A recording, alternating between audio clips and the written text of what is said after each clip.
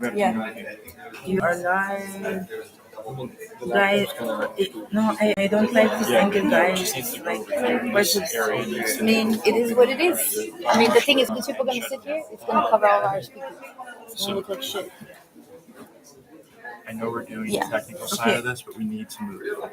Okay, can somebody share? Yeah, give me one second. I'm going to move all this so I can figure this out. Just hold this. And then all of these are going to be my chairs. Chat. When is it? Chat.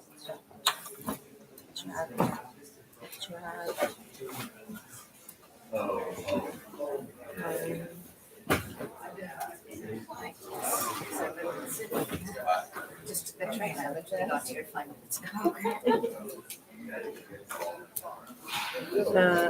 add?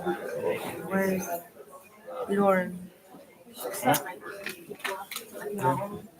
Yeah, you can go down, and then I'll finish this list for you later after break. Yeah, after lunch. Yeah, but at least you know who is going down. And then What do you think? I don't know who's going up.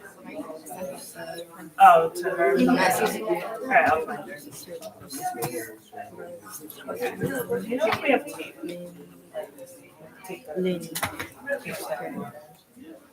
I will send it to her. Okay, so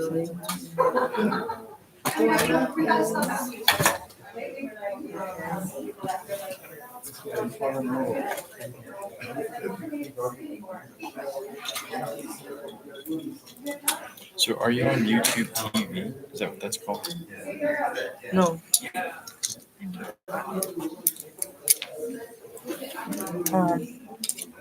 So now we are going. And you've got your sound is registering on this side through here.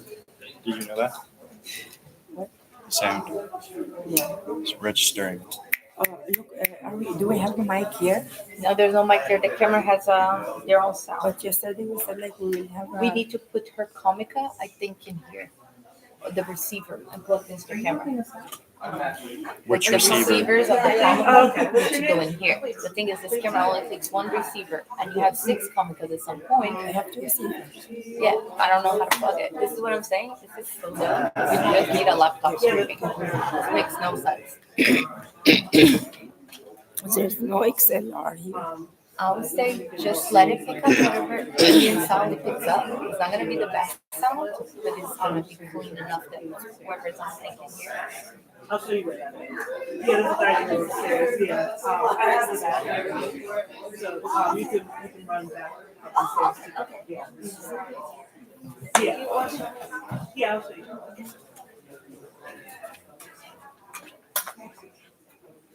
No, there's a secret.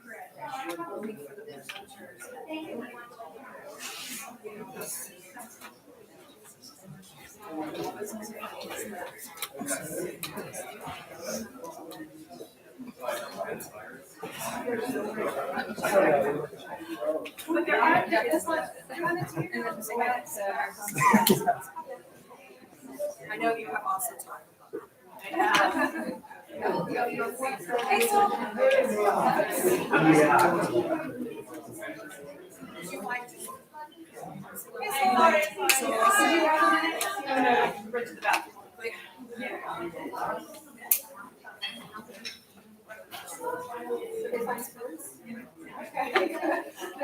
Smooth negotiation taking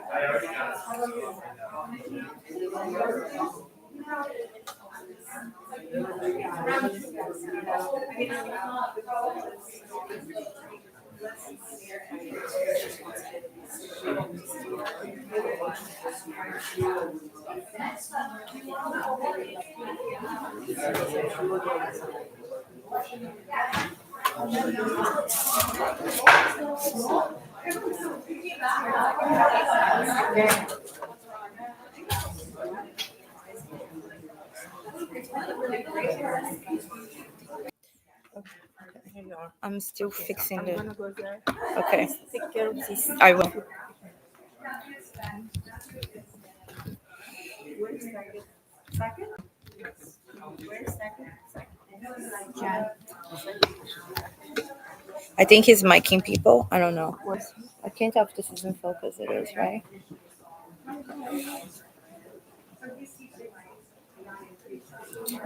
And then I'm gonna need Yeah.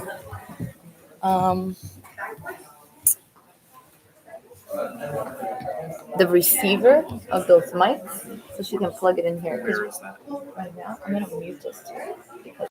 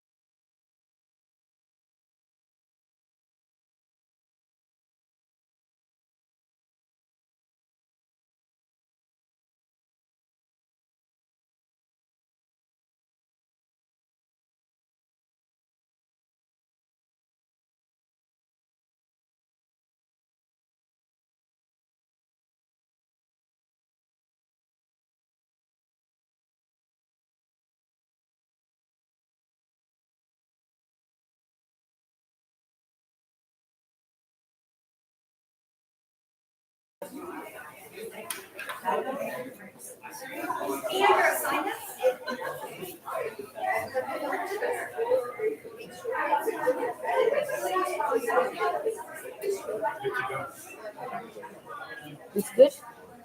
Okay.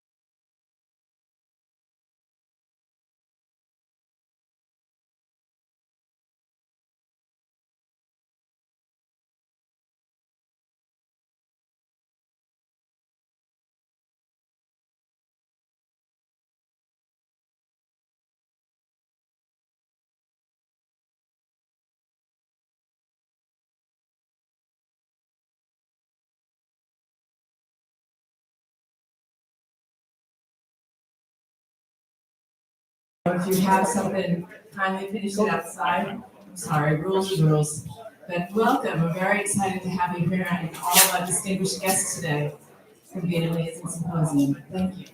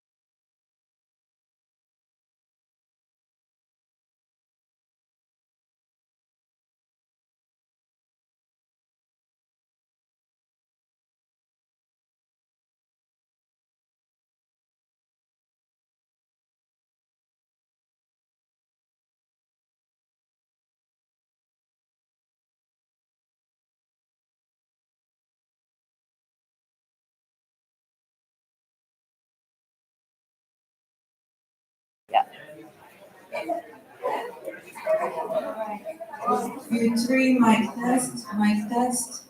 1, 2, 3. This is the floating mic test. Last mic test. And I'm going to do the last mic as well. This is the last floating mic test.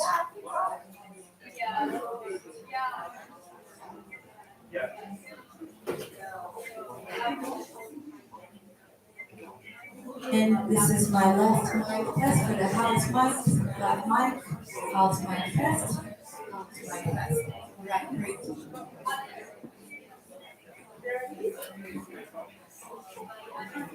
Everyone gave some food to drink. Can you tell them? Yeah, I've got it.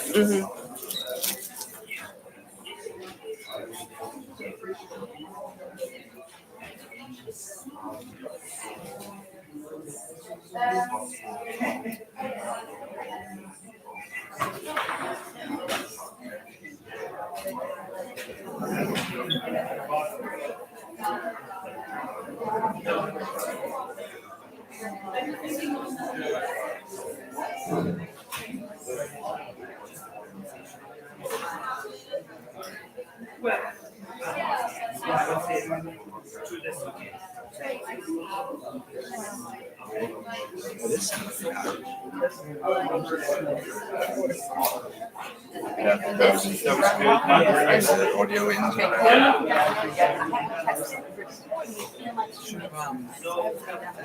Oh, it's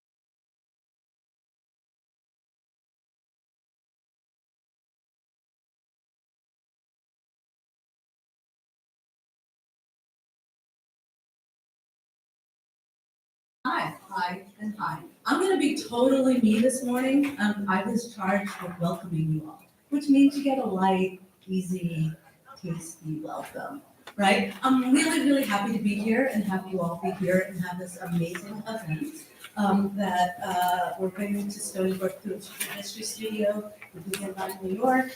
Noam Segal, who is sitting right next to me, right? It's a bit of luck and happenstance that we are here. But I'm really glad we are here and gathered to think and talk, and I hope you all get a chance to not only listen passively to the stuff that is being offered, but to chat amongst yourselves about what we are talking about today. And we will see what we're talking about today, right, in the AI realm and world. My idea is that we have to nurture the machines, and it doesn't happen without us communicating about it, exchanging ideas, and really being more than passive. So I'm encouraging everyone to reach out to one another and actually have some conversations today. Hopefully there's a little bit of time. Hopefully our discussions will be a space where that can happen as well. I will also say that I love our title and title. What is it? Unsettling Intelligence is the politics of reason for AI at heart, right? And I'm super psyched about that title because where I am right now in all of this is I'm thinking a lot about ideas of reason and logic and what that means and how, we keep thinking about this thing, and I'll say more about this later, as this new space, but the Enlightenment kind of did this to us already. And we pass it through all the time. We don't even question it. Right, and I will even say, my phone is down, but I'm gonna turn off. I will even say, like, the trappings of this event, right? We are doing what is done in the way that it is generally done. Drives me a little nuts. Always looking for a new way to start swirling ideas and actually being practicing about it, so that we can't sit on the comforts that we sit in and just think about this stuff, but actually engage it deeply in ways that make us severely uncomfortable. right? And I say that because I think that we're going more and more towards discomfort, and we have to embrace it and get on with it and start to really press on. Well, what are these things that we are doing? What are the systems that we are upholding? Why are we upholding these systems? And how do we shift them? Yeah, I'm not gonna go crazy on that, but it does drive me nuts, and I think this is a place to question it, because AI is a place where we're codifying more deeply, right? And wouldn't it be lovely if, instead of just we codifying it easily without looking at it, that we actually made it visible in some way, shape, or form? Because if we're just taking the structures that we're in right now, they're pretty invisible. People will even say they don't exist, right? I can think a lot about different things that have happened that people just start to believe in terms of, oh, there's an actual video, so I now see it, so I can't deny that it happened. But folks will be telling you it's been happening all along, you just didn't believe it. So the question is, how do we open that space up? How do we change that space for the better? How do we shift it, like, and I'm really discussing, so I'm sorry. How do we shift it in a world that is better than this one that we have? Because man, I think no matter who we are, we understand that our world is upside down. And then I'm gonna say, I think of this AI space as a great opportunity, right? And so how do we take that opportunity? How do we not take the hype? How do we not only take the profit motive of it? And how do we start making it our own, even if it isn't our own, right? I know it's a conundrum, but I always turn to two turntables and a microphone, right? If we're gonna think about what something is, how it's created, what it can be, yeah, two turntables and a microphone. It's a great example, right? How do people use it otherwise? How do we build it otherwise? I will get off of my babble voice right now and let Noam give you like a deeper, more structured version of that. But I'm really happy to see you all. And I have to say, before I do turn over the mic, that I am deeply grateful to the folks that are here, right? Noam, thank you so much. The Guggenheim, Future Histories Studio, Future Histories crew that is hanging around here. Janelle, Tom, Hagar, who's running back there, Brielle, Lauren, who is on a run right now. We work it hard, but we work it fun. And I think we can do that on many levels. So let's work it hard and fun.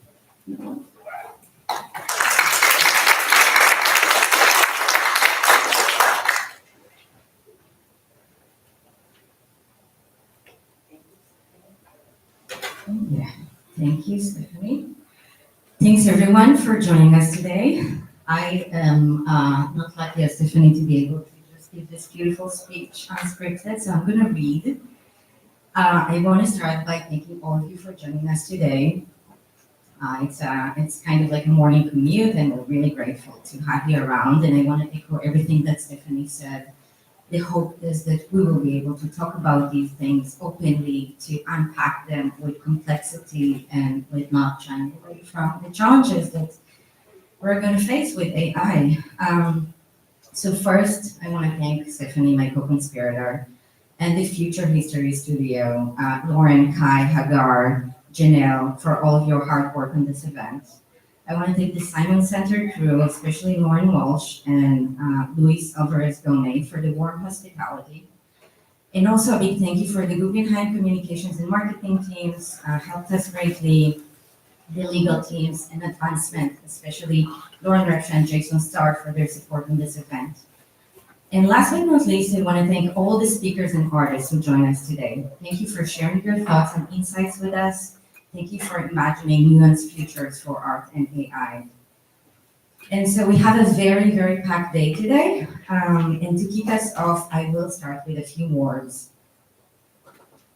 Our current computational landscape is changing many concepts, foundational and of the day-to-day.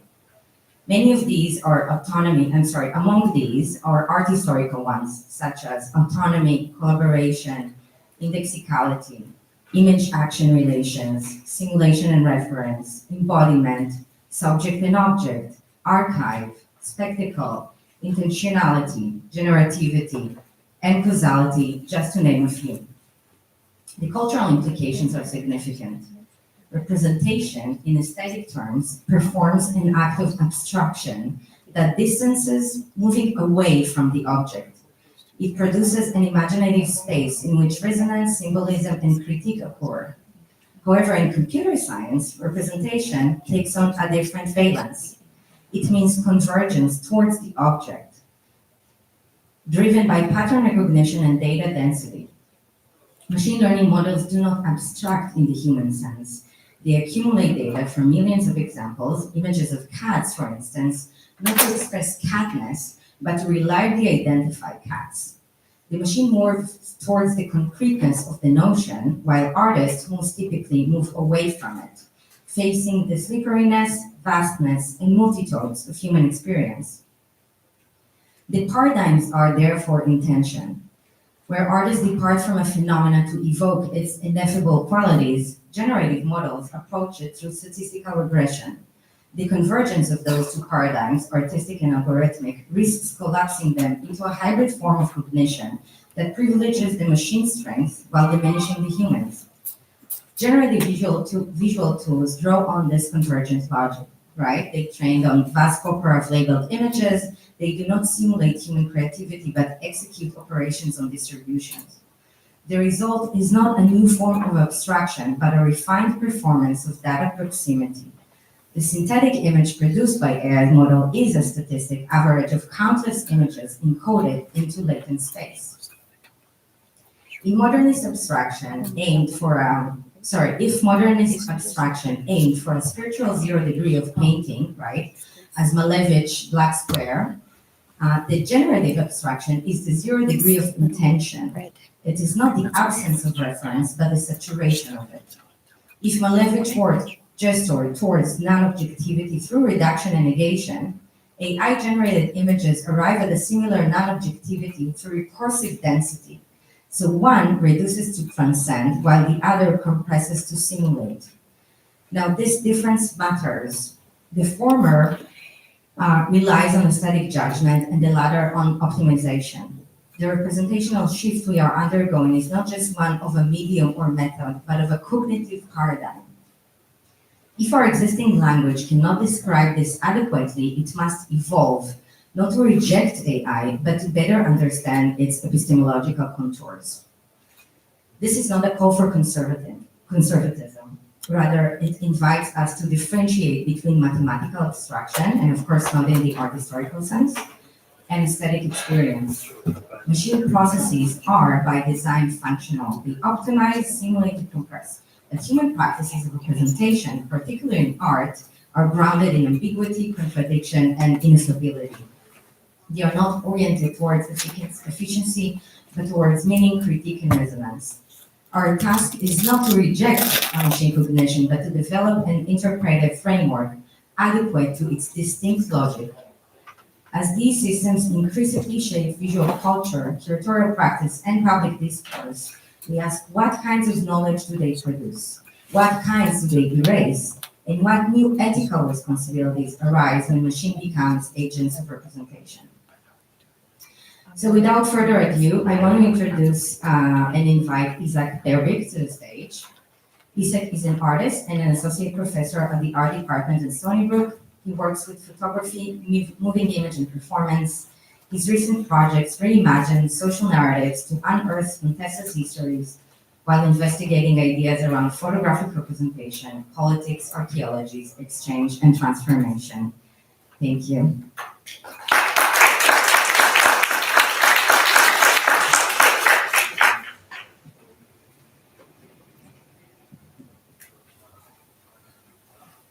Thank you. Good morning, everyone. It's my pleasure to introduce our keynote speakers this morning. I will introduce them both and invite them both onto the stage. They will both deliver their presentations, and then we will have a Q&A discussion afterwards. Thank you, everyone. First of all, and it's an honor to introduce Joanna Zielinska and Louis Shusoki. I will begin by saying a little bit about them both. Joanna Zelinska is a professor of media philosophy and critical digital practice at King's College in London. An artist, philosopher, and curator known for her work at the intersection of media technology and image making, with a focus on AI and the ethics of creativity. Welcome, Joanna. Let's give her a round of applause.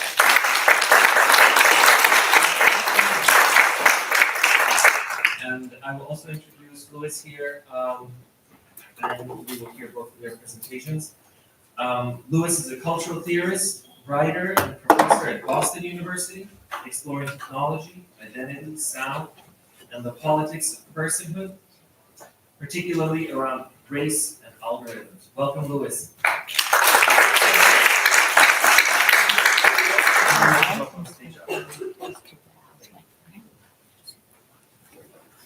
Hi, hello. Thank you so much. Thank you to Stony, Brook, to everyone here, to Stephanie, Lauren, and all the other colleagues to the conversation for the conversations leading up to this, and for your hospitality for having me here. Thank you also to Noam and Guggenheim for organizing all of this. I'm delighted to be here. If machines can create what makes us so special, I was trying to make, the cringiest image possible here for you, and that sets the tone for what I'm going to be talking about. So, to those of us who have historically associated creativity and art with a privileged realm of human insight and expression, associated with ideas such as originality, spirit, soul, and the standalone human individual, the present-day shift towards computing machine systems that generate seemingly novel outputs may seem disquieting. The response has been swift, with many critics, artists, and the wider public recently insisting that we must draw lines creativity between authentic and manufactured feeling, between human originality and machine mimicry. Yet AI isn't just an external computational tool operating in the service of human creativity and human intelligence. It has become embedded in the very conditions of life itself. And it goes without saying, I'm talking about so-called AI, all the debates about is it really intelligent, is it artificial, so-called AI. From the algorithmic mediation of our techno-social infrastructures to its increasing incursion into our bodies and minds, AI is actively shaping what it means to live, to perceive, and to know. In its capacity for pattern recognition, decision-making, and some claim understanding, it's also redefining the parameters of life and its processes. Developments in machine learning question our understanding of the key signal points of human life, the ability to grow and reproduce, to be a rational thinking, problem-solving being, to be creative, feeling, and empathetic. In light of these developments, we find ourselves impelled to ask what creativity actually means when it's increasingly co-articulated by algorithmic agents. Questions also need to be raised about the state of affairs whereby the value of culture and of its human producers has been diminished, with creative processes reduced by big tech to economic outputs and then attempted to be optimized using the neoliberal logic of growth. In the meantime, human and planetary resources are being plundered without any concern for either monetary paycheck or environmental payback. My talk positions AI, particularly generative AI, as a fundamental infrastructure of life, producing and being produced by specific socio-political entanglements. Using the concept of digital ecologies, it understands AI as a socio-technical system that actively mediates the conditions of existence between humans and non-humans in their biological and social renditions. AI is both bio-AI and necro-AI, the not Foucault and Bentley. A structuring and a fracturing agent within all sorts of ecologies, those of the mind and of the wild, AI participates in the recursive loops of extraction and activation that shape life processes at various scales. Yet, as Turnbull and colleagues argue from the perspective of digital ecologies that are always situated and plural, the same technologies which enable ethically questionable practices of digital capture, monitoring, control, and commodification incubate potentials for producing convivial futures. So I'm going to move beyond just castigating AI as a symptom or even a cause of all these existential ills, to explore conditions of not just intelligence and creativity, but also thinking, seeing, and being. That is, conditions of life and livability from within the AI-driven socio-political setup. In other words, I'll go beyond analyses such as Dan McQuillan on AI as fascism, Matteo Pasquinelli as AI as a form of global surveillance, or Frank Pascal on the combat between humans and machines. Their critiques, while justified and perhaps needed, risk reinforcing a static, externalized view of AI. But the moment of just saying no to AI by the standalone human has already passed. To be human and to be a human artist today is already to be in a loop with AI, to quote Khalil Sarin, not just on an individual level, but also on a socio-technical and ecological level. In my 2020 book, AI Art, Machine Visions and Warped Dreams, I addressed what I then called the wrong question in the debate about artificial creativity.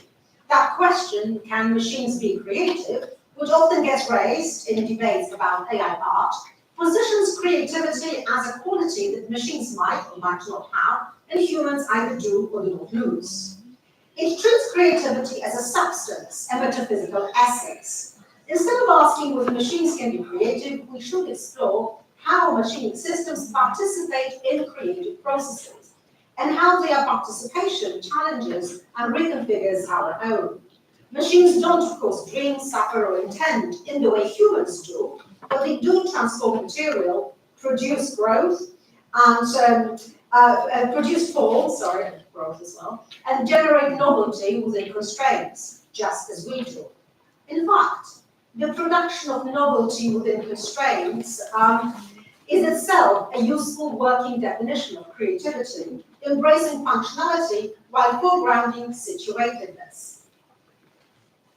Philosopher of technology Willem Flusser argued that since the times of the Industrial Revolution, image makers have existed in a close relationship with their apparatuses. Our creative activity is an execution of the machine's program. It involves making a selection from the range of options determined by the algorithm. This algorithmic constitution of humans has been foundational to the constitution of the human as a technical being, who actuates this humanness in relation with technical objects such as fire, sticks, and stones. Humans' everyday functioning also depends on the execution of the program, a sequence of possibilities enabled by various couplings of adenine, cytosine, guanine, and thymine, otherwise known as DNA. This proposition shouldn't be taken as a mindless technological or biological determinism that would remove from humans any possibility of action and any responsibility for the actions we take. Yet accepting our affinity with other living beings across the evolutionary spectrum and recognizing that our human lives are subject to biochemical reactions that we are not fully in control of, from blushing through to aging and dying, does underline the humanist parameters of the debate about creativity, art, and AI. It is allowing a radical separation between humans and machines, our supposed genius and artificial intelligence or stupidity. Such a post-human view of the human recalibrates human creativity as partly algorithmic. Once again, to say this is not to resign ourselves to passivity by concluding that humans are incapable of creating anything, that we are nothing but clockwork devices responding to impulses. It's only to concede, after Flusser, that just as the imagination of the apparatus is greater than that of all artists across history, the imagination of the program called life, in which we all participate, and which is an outcome of multiple processes running across various scales of the universe, far exceeds our human imagination. In this new paradigm for understanding art and creativity more broadly, the human would be conceived of as part of the machine, dispositif, or technical system, and not its sole inventor, owner, and ruler. A post-humanist art history would see artworks, from cave paintings to the works of so-called great masters and contemporary experiments with all kinds of technologies, as having been produced by human artists in an assembly with a plethora of non-human agents, drives, impulses, viruses, drugs sometimes, various organic and non-organic substances and devices, as well as all sorts of networks, from mycelium through to the internet. So the can computers be creative question therefore reveals itself to be rather reductive, because it's premised on a pre-technological idea of the human as a standalone subject of decision and action. The computer, machine, robot, be it in the shape of Terminator or an algorithm, is only seen here as an imperfect approximation of such a human. Thus, we are better off asking after Husserl, can the human be created? Or rather, in what way can the human be created?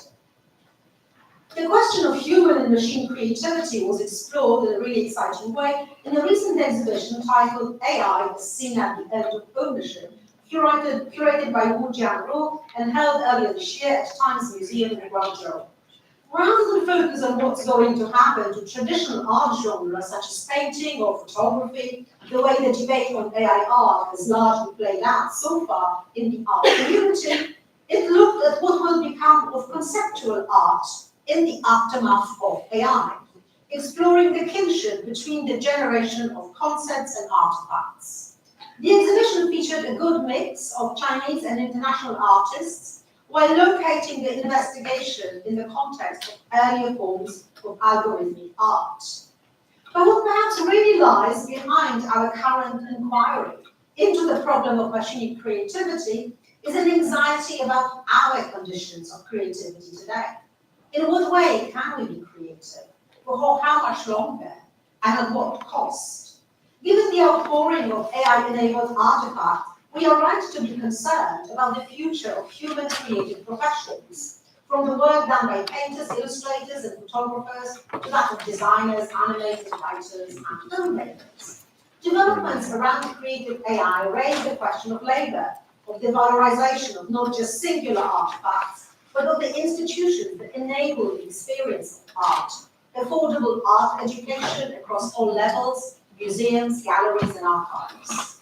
Even though artists have always borrowed, copied, and remixed materials to produce their works, the plundering of the repositories of our culture without due compensation or indeed recognition of individual creators for the sake of the constitution of AI trading models needs to be interrogated for reasons of moral and economic justice, if not humanist panic. Importantly, AI doesn't replace art or even produce it as such. Rather, it reshapes the conditions under which art is made, seen, and valued. Many artists have engaged with this issue. In 2020, Agnieszka Kuran produced a collective portrait of ghost workers around the world, whose lowly paid invisible click labor supports the training of AI systems and the moderation of AI-generated content. For her project, Kuran had invited 10,000 online workers from Amazon's Mechanical Turk to submit self-portraits. Mechanical Turk, as many of you may know, puts humans in the role of machines, as it would be too impractical and costly to program a computer which could perform such tasks. Kuran then used neural networks to merge these images into a composite self-portrait. By extracting one line of pixels from each photo, she created a crowdsourced representation of the emerging labor force. Importantly, each participant was compensated for their contribution, and Kuran continues to share profits with them whenever the artwork is sold. It's more a symbolic gesture than any real attempt to alleviate workers' poverty, of course, but it does make an important intervention into the hidden human cost of digital labor that is being sold to us as efficient and cheap. Inga Steil picks up the mechanical thread in her recent work, Mechanical Kurds, to highlight the life of click workers in Kurdish refugee camps, whose human intelligence tasks involve labeling and tagging data sets. The work casts light on the way in which AI technologies are being exploited in conflict zones, particularly in the Middle East, while issuing a covered warning that it may all go up in flames. Yet, it would be intellectually too simplistic on my part and politically too naive to just blame this complex nexus of ideas and technologies called AI, a nexus which originates not with Silicon Valley but with the international university system, Alan Turing, formal reasoning, cybernetics, and computer science for the conditions of unfair labor practices in the global capitalist economy, or for the diminishing value of art and culture as pastimes and not just businesses or forms of reinvestment. Over the last decade, governments across many wealthy democratic countries have been undermining the value of creative practice and creative education, with a diminishing support for art galleries, museums, non-commercial creative spaces, and art schools. So humans seem perfectly capable of undermining the value of culture without AI playing any decisive role in it. Although, of course, the discourse and technology of AI can be mobilized by cynical and reckless politicians to further their cause. This is why, if we want to live in a world in which there is room for future Salvador Dali's, and not just new iterations of Dali, we need less moral panic about AI creativity and more sensible policy work around creative education, art institutions, and the funding models that are not just based on the logic of the market or the optimization efforts of big tech. Otherwise, we'll be doomed to a reality where, as a recent internet meme added, we work like peasants while AI is out there writing poetry and painting. The emergence of generative models such as Midjourney, DALL-E, or ChatGPT demands that we attend not just to their outputs, but to the looped systems of co-production. But what makes these models most interesting to me is that they hold a mirror to our own ideas and beliefs about ourselves and about our cognitive and creative capacities.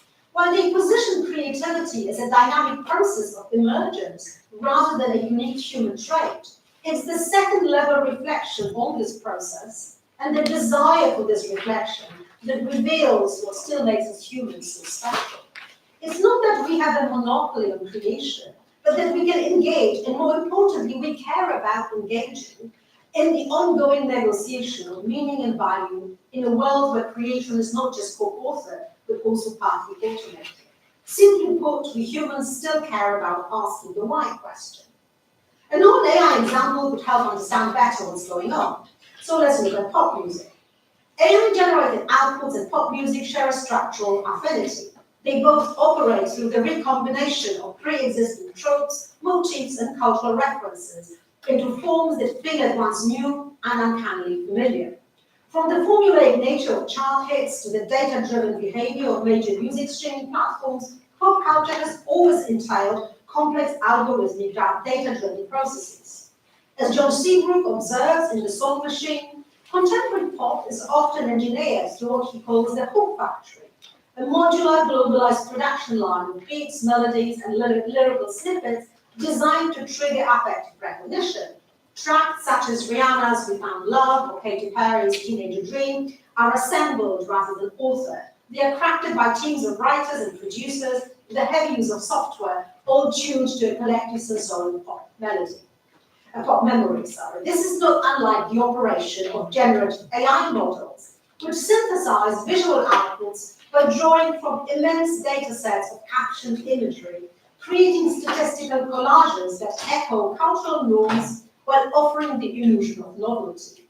The two systems, that of pop music and Gen AI, operate within a latent space of culture, where success hinges not so much on originality as on affective resonance and stylistic coherence. In this way, both pop and Gen AI function as barometers of cultural taste. They are recurrent, iterative, and deeply enmeshed with the past. Now for a plot twist. I'm not bringing out pop to say how it's all manufactured and bad, and then reapplying the argument about the supposed pulp of popular culture from the likes of Adorno and Horkheimer to AI.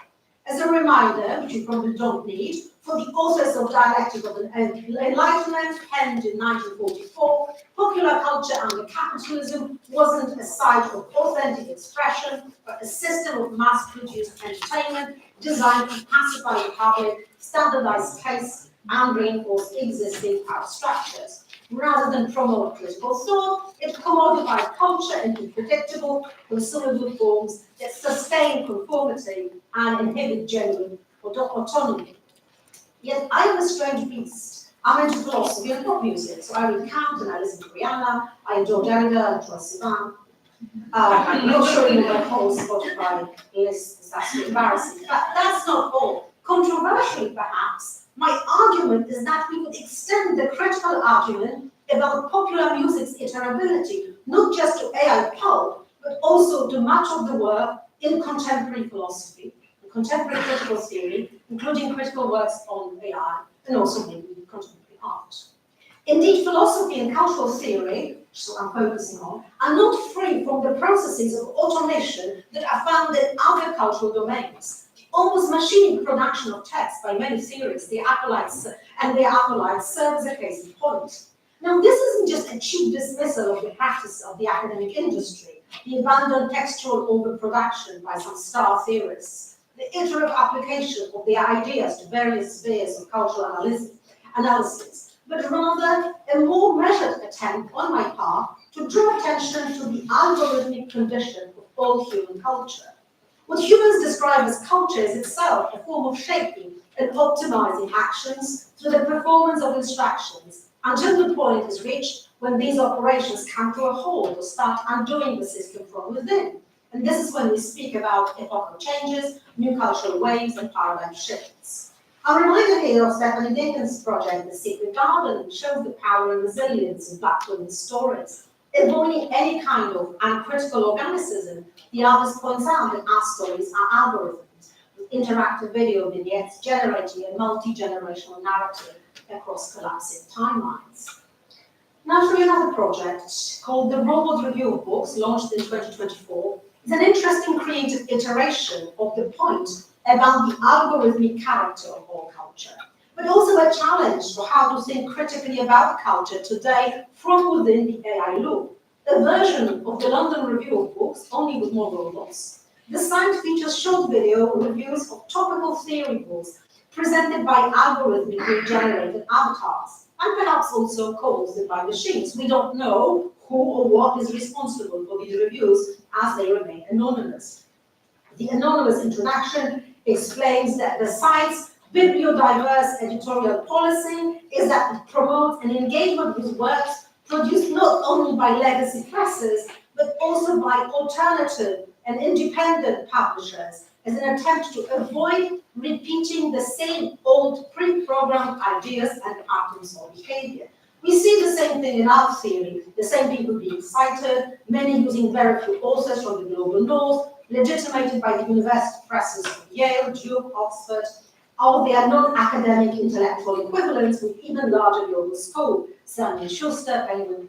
But here we have an algorithmically led reading and writing project fully immersed in computational culture and programmable logic that, in a true Fusserlian vein, attempts to break with that logic from within.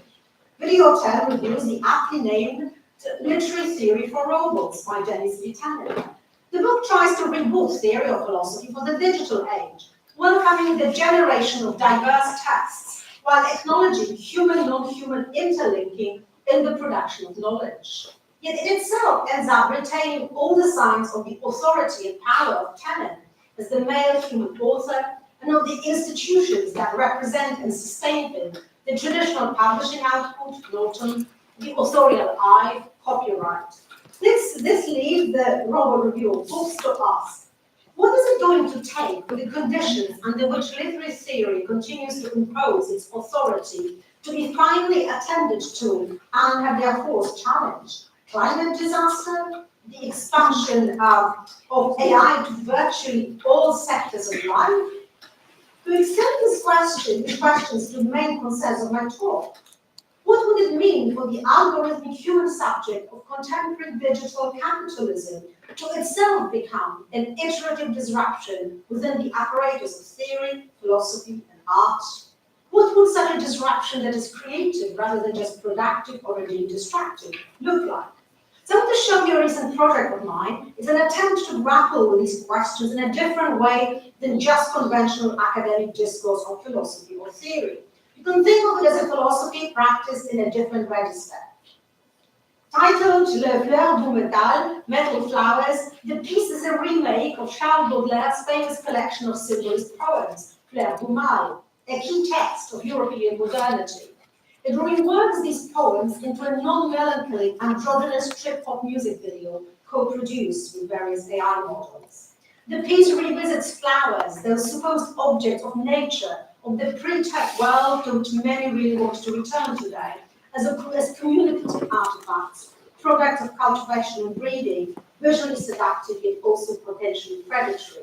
To make the piece, I worked with various AI engines and models, feeding them images of flowers, different textual prompts, different bits of music, and playing in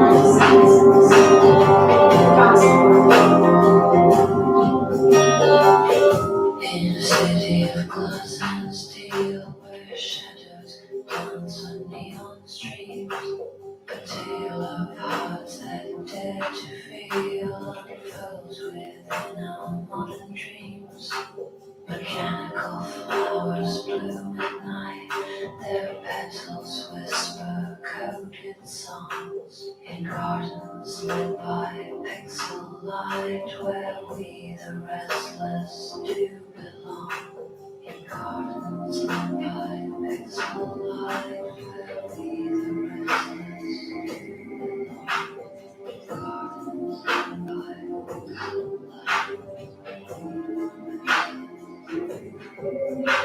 Through tangled webs of data flow,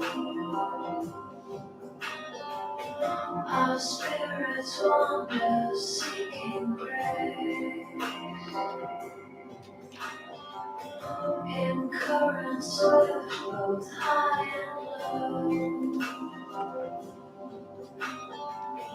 we find our truths in latent space.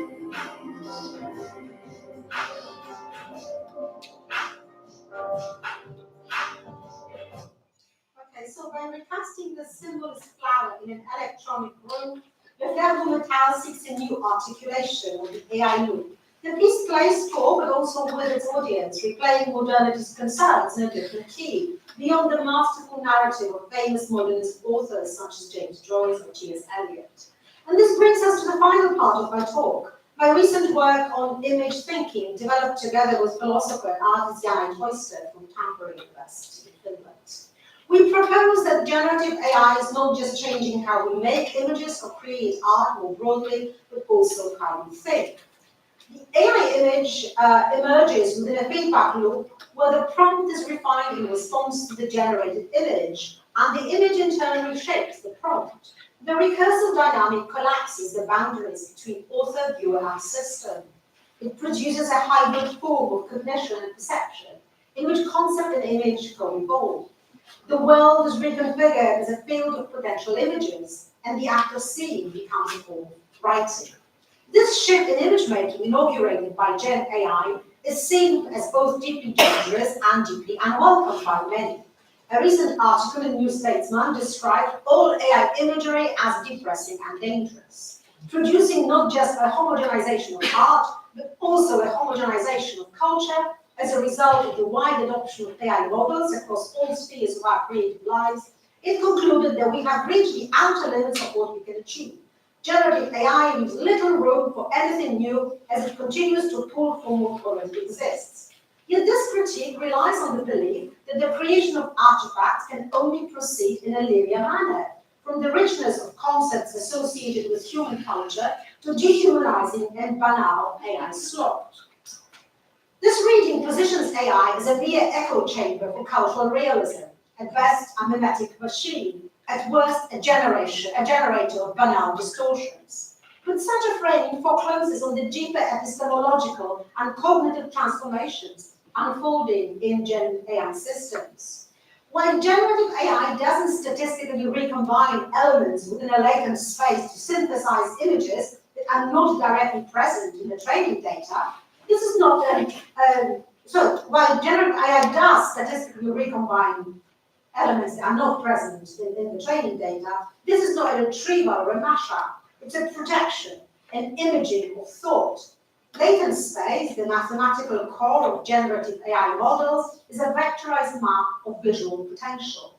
To prompt the model is to traverse this multidimensional landscape and settle at a point where various visual traits converge. What emerges from this process is speculative, materialization of associations, probabilistic capture of what the model has inferred from culture, the political economy critique of the platforms and their big tech owners overdetermines for many theories any philosophical potential inherent in the technology. For me, the generativity of AI images lies not in their resemblance to the real, but in their capacity to instantiate the unrealized, to visualize thought experiments, metaphors, and counterfactuals. Thus, to frame these images as too constrained by the data engineers or their promoters' visual and cultural standardized preferences is to principally reveal the critic's own familiar modernist dismay at popular tastes, while foreclosing on the possibility of seeing their structural novelty.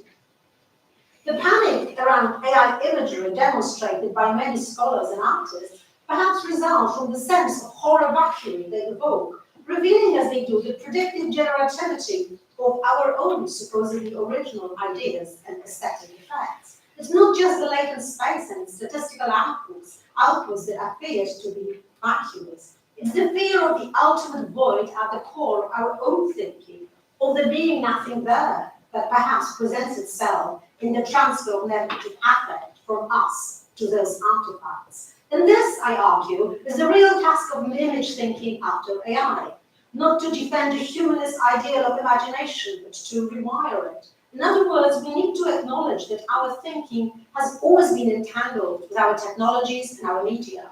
Creativity has always been a composite act. What makes us special is not our species-level uniqueness, our spirit, our soul, but our capacity to adapt, to co-create, to think both with technology and about it in a way that makes sense to us. So yes, machines can create, but we are capable of asking and are still willing to ask why creativity and art matter and who they matter to. And some of these ideas, early ideas that lead to this, are kind of present in this recent book, The Perception Machine. It came out called Maxis from MIT, and I use my Insta as a kind of testing ground for some of these ideas. Thank you.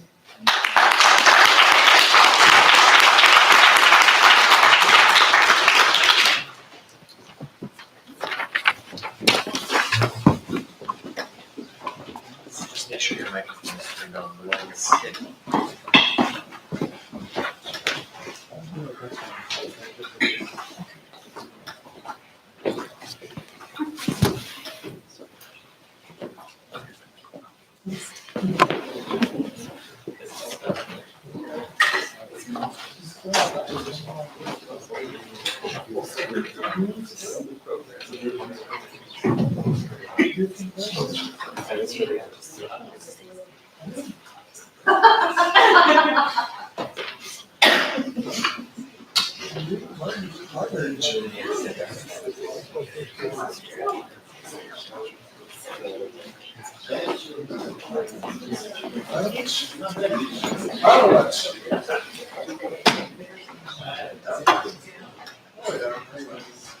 Is that the right pronunciation?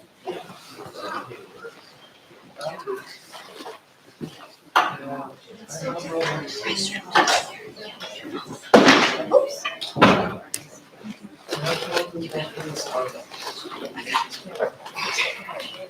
You're gonna go on again, right? So you're gonna go on again. Yeah.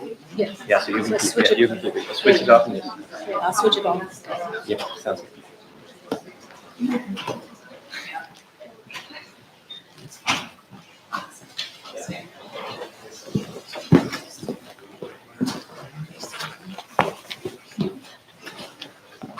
Okay, hello everyone. Thank you for being here, and thanks to Noam and Stephanie for the invitation, and thanks to the Future Histories crew for keeping things running. As we face a world where human becoming and technological transformations are ever more intimate processes, as our organic cells become machine others, and virtual entities become intimate members of our social worlds, it's useful to recall the prehistory of this future.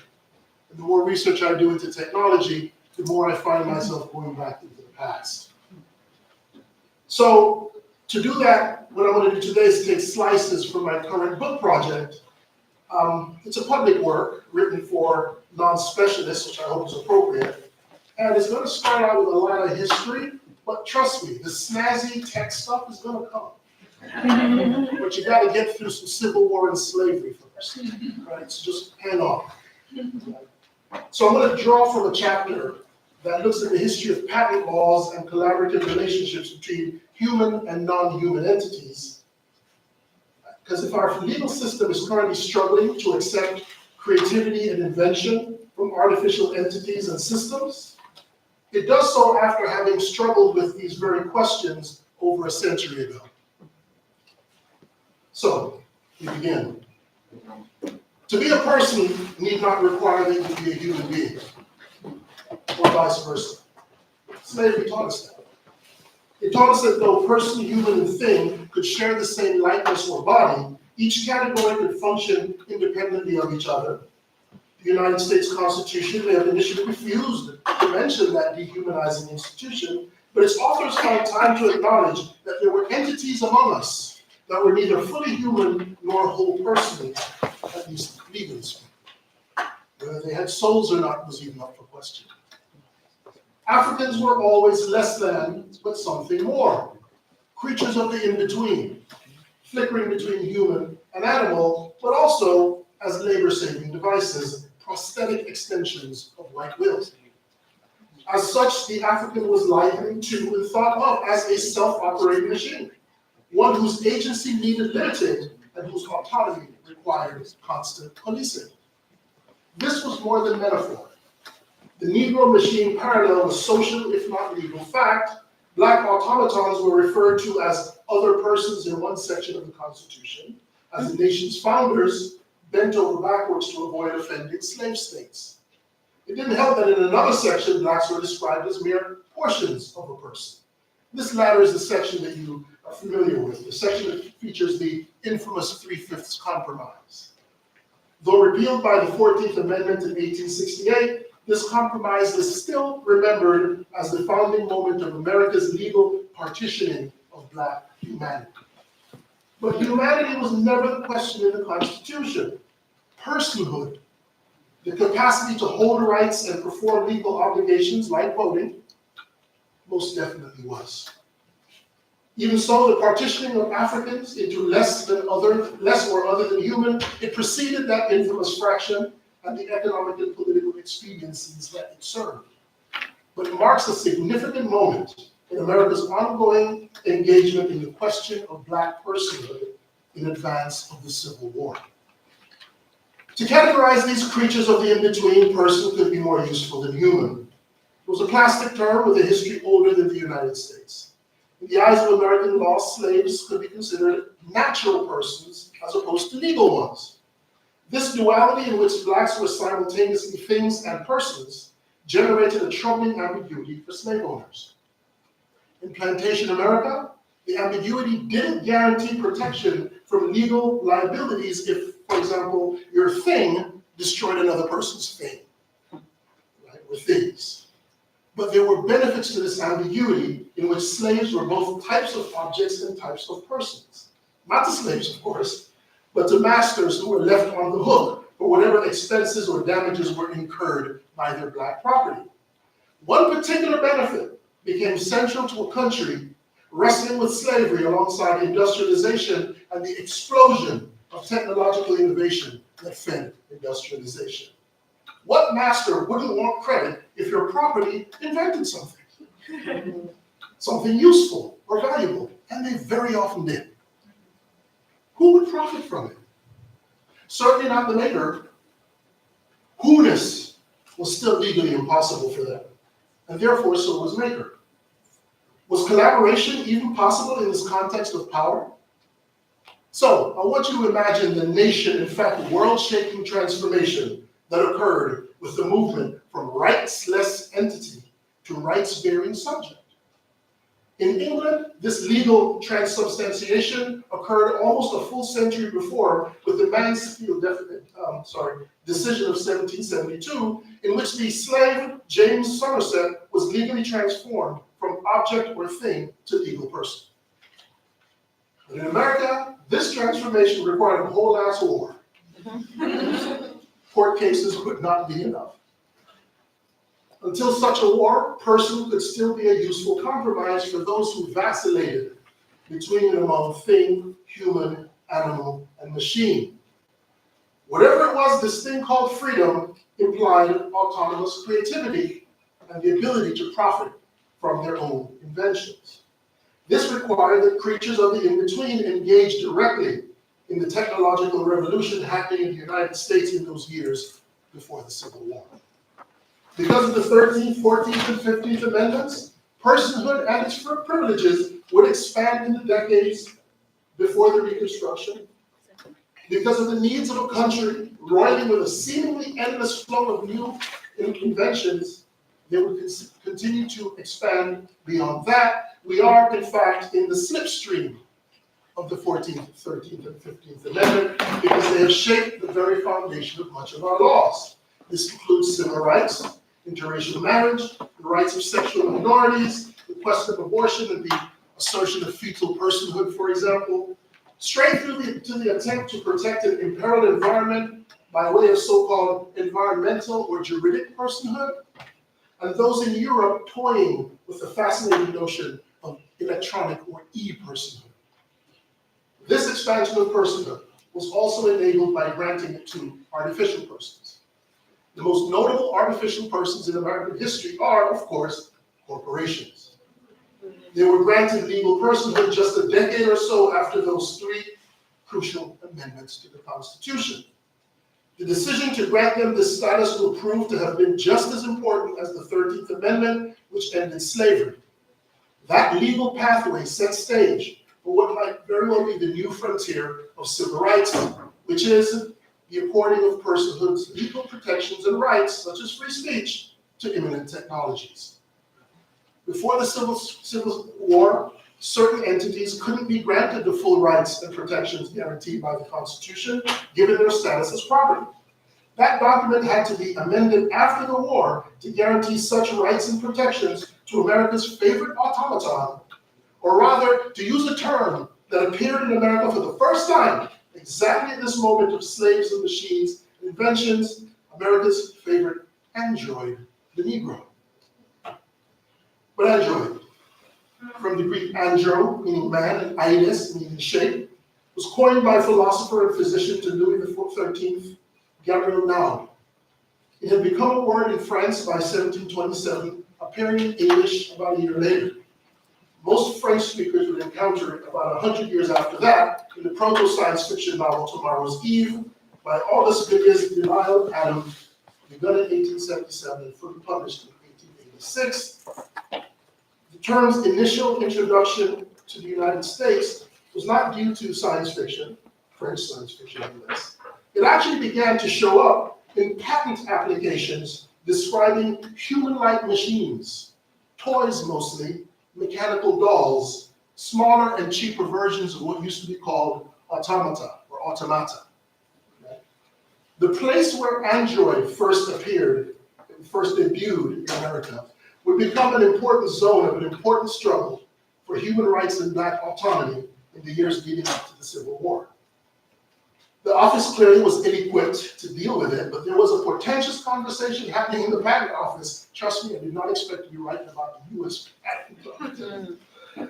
But there was a powerful conversation happening in the patent office over the meaning of blacks and slaves and humans and machines. Now, before getting into that, it's worth remembering that the very founding of this nation was premised on a commitment to technological innovation and slavery. It's in the first article of the Constitution, which is as aggressive a claim on the future as anything in the nation's founding documents. It gave Congress the power to ensure and promote science and technology by granting inventors exclusive rights to their plans and discoveries and to profit from them for an established period. This national commitment led to the first U.S. Patent Act of 1790, which covered any person or persons who have or have invented or discovered any useful art, manufacture, engine, machine, or device, or any improvement therein, not before known or used. How blacks fit into the category of inventor or creator was a byproduct of how they fit into the category of person. You see, an inventor was assumed and required to be a full legal person, not a natural one. This was especially the case since 1793, because from then, all applications for patents had to make a two-part oath, that they were the original inventors of the machine or item, and B, they were full citizens of the United States, not 351. The Dred Scott decision of 1857 also impacted the work of the Patent Office before the Civil War because it held that African Americans could just not be citizens. Oddly enough, the Secessionist Confederacy of the South acknowledged the ingenuity of its chattel slaves, whereas the anti-slavery North did not. The Confederacy welcomed slave inventions and granted patents to blacks.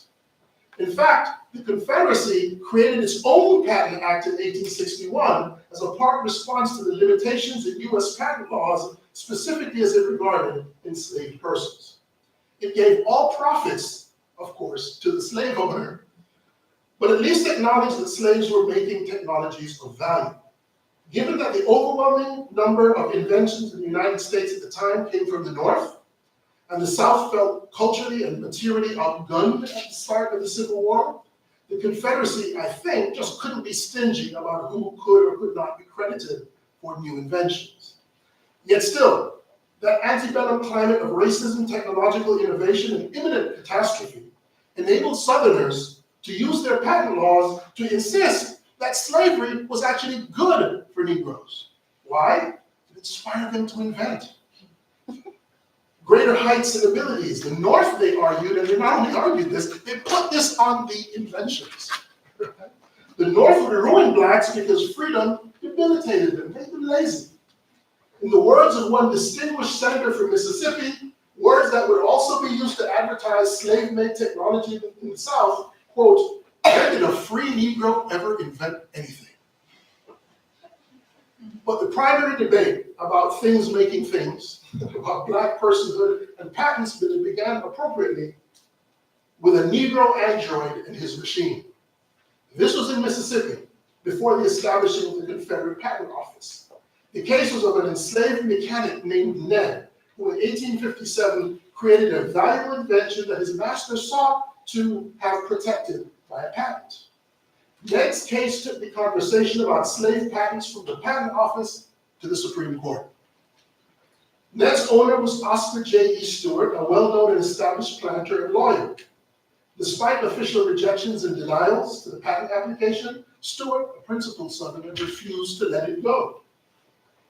He didn't want the profits for himself, right? It's because he was a lawyer that I think that the case went so far, right? It went so far because this was before the Confederate patent system. Before that, many enslaved inventors just had their patents ignored or just refused, right? And many of them, of course, just didn't even know that they needed to patent anything, and their owners would, of course, claim the responsibility. And of course, there's a lot of discrimination and violence that would come from even claiming to have invented something, right? The likelihood that owners claimed or stole some of these inventions is why to this day we still hear rumors that crucial machines were in fact invented by slaves. For example, Eli Whitney's famous cotton gin to this day is rumored to still have been invented by a slave named Sam. Evidence suggests that it was in fact this awkward situation that embarrassed a lot of folks in the South. It caused the Confederate President Jefferson Davis to establish the Confederate Patent Office in the first place. Now, there was a personal motive to this. Around the very same time that Stewart's application for Ned's invention was filed, Davis himself, the Confederate leader Davis, attempted to secure a patent for an invention by one of his own slaves, Benjamin Thornton Montgomery, the enslaved man. It was actually property of him and Jefferson Davis's brother, Joseph, right? This invention was a sophisticated lightweight propeller system. The attempt failed. Here's why. Well, the Davis brothers then resubmitted it. Failed again. Why? Because the first time they said they didn't invent it, and the second time, they couldn't say it was the slave, right? So both times they lost out. Despite not receiving a patent, I just want to point this out, the invention was widely praised and widely used. His success was such that he was able to purchase the farm from the Davises after the Civil War. Right? He became the first African-American elected official in the county and was elected Justice of the Peace in 1867. It's no surprise that many of the machines invented by slaves were done to simply make easier the brutal work of agricultural labor that was their lot in the South. Eli Whitney's cotton gin, or Sam's cotton gin, had been patented in 1794 but validated in 1807. And we also know that another enslaved man from Alabama created a similar machine in 1825.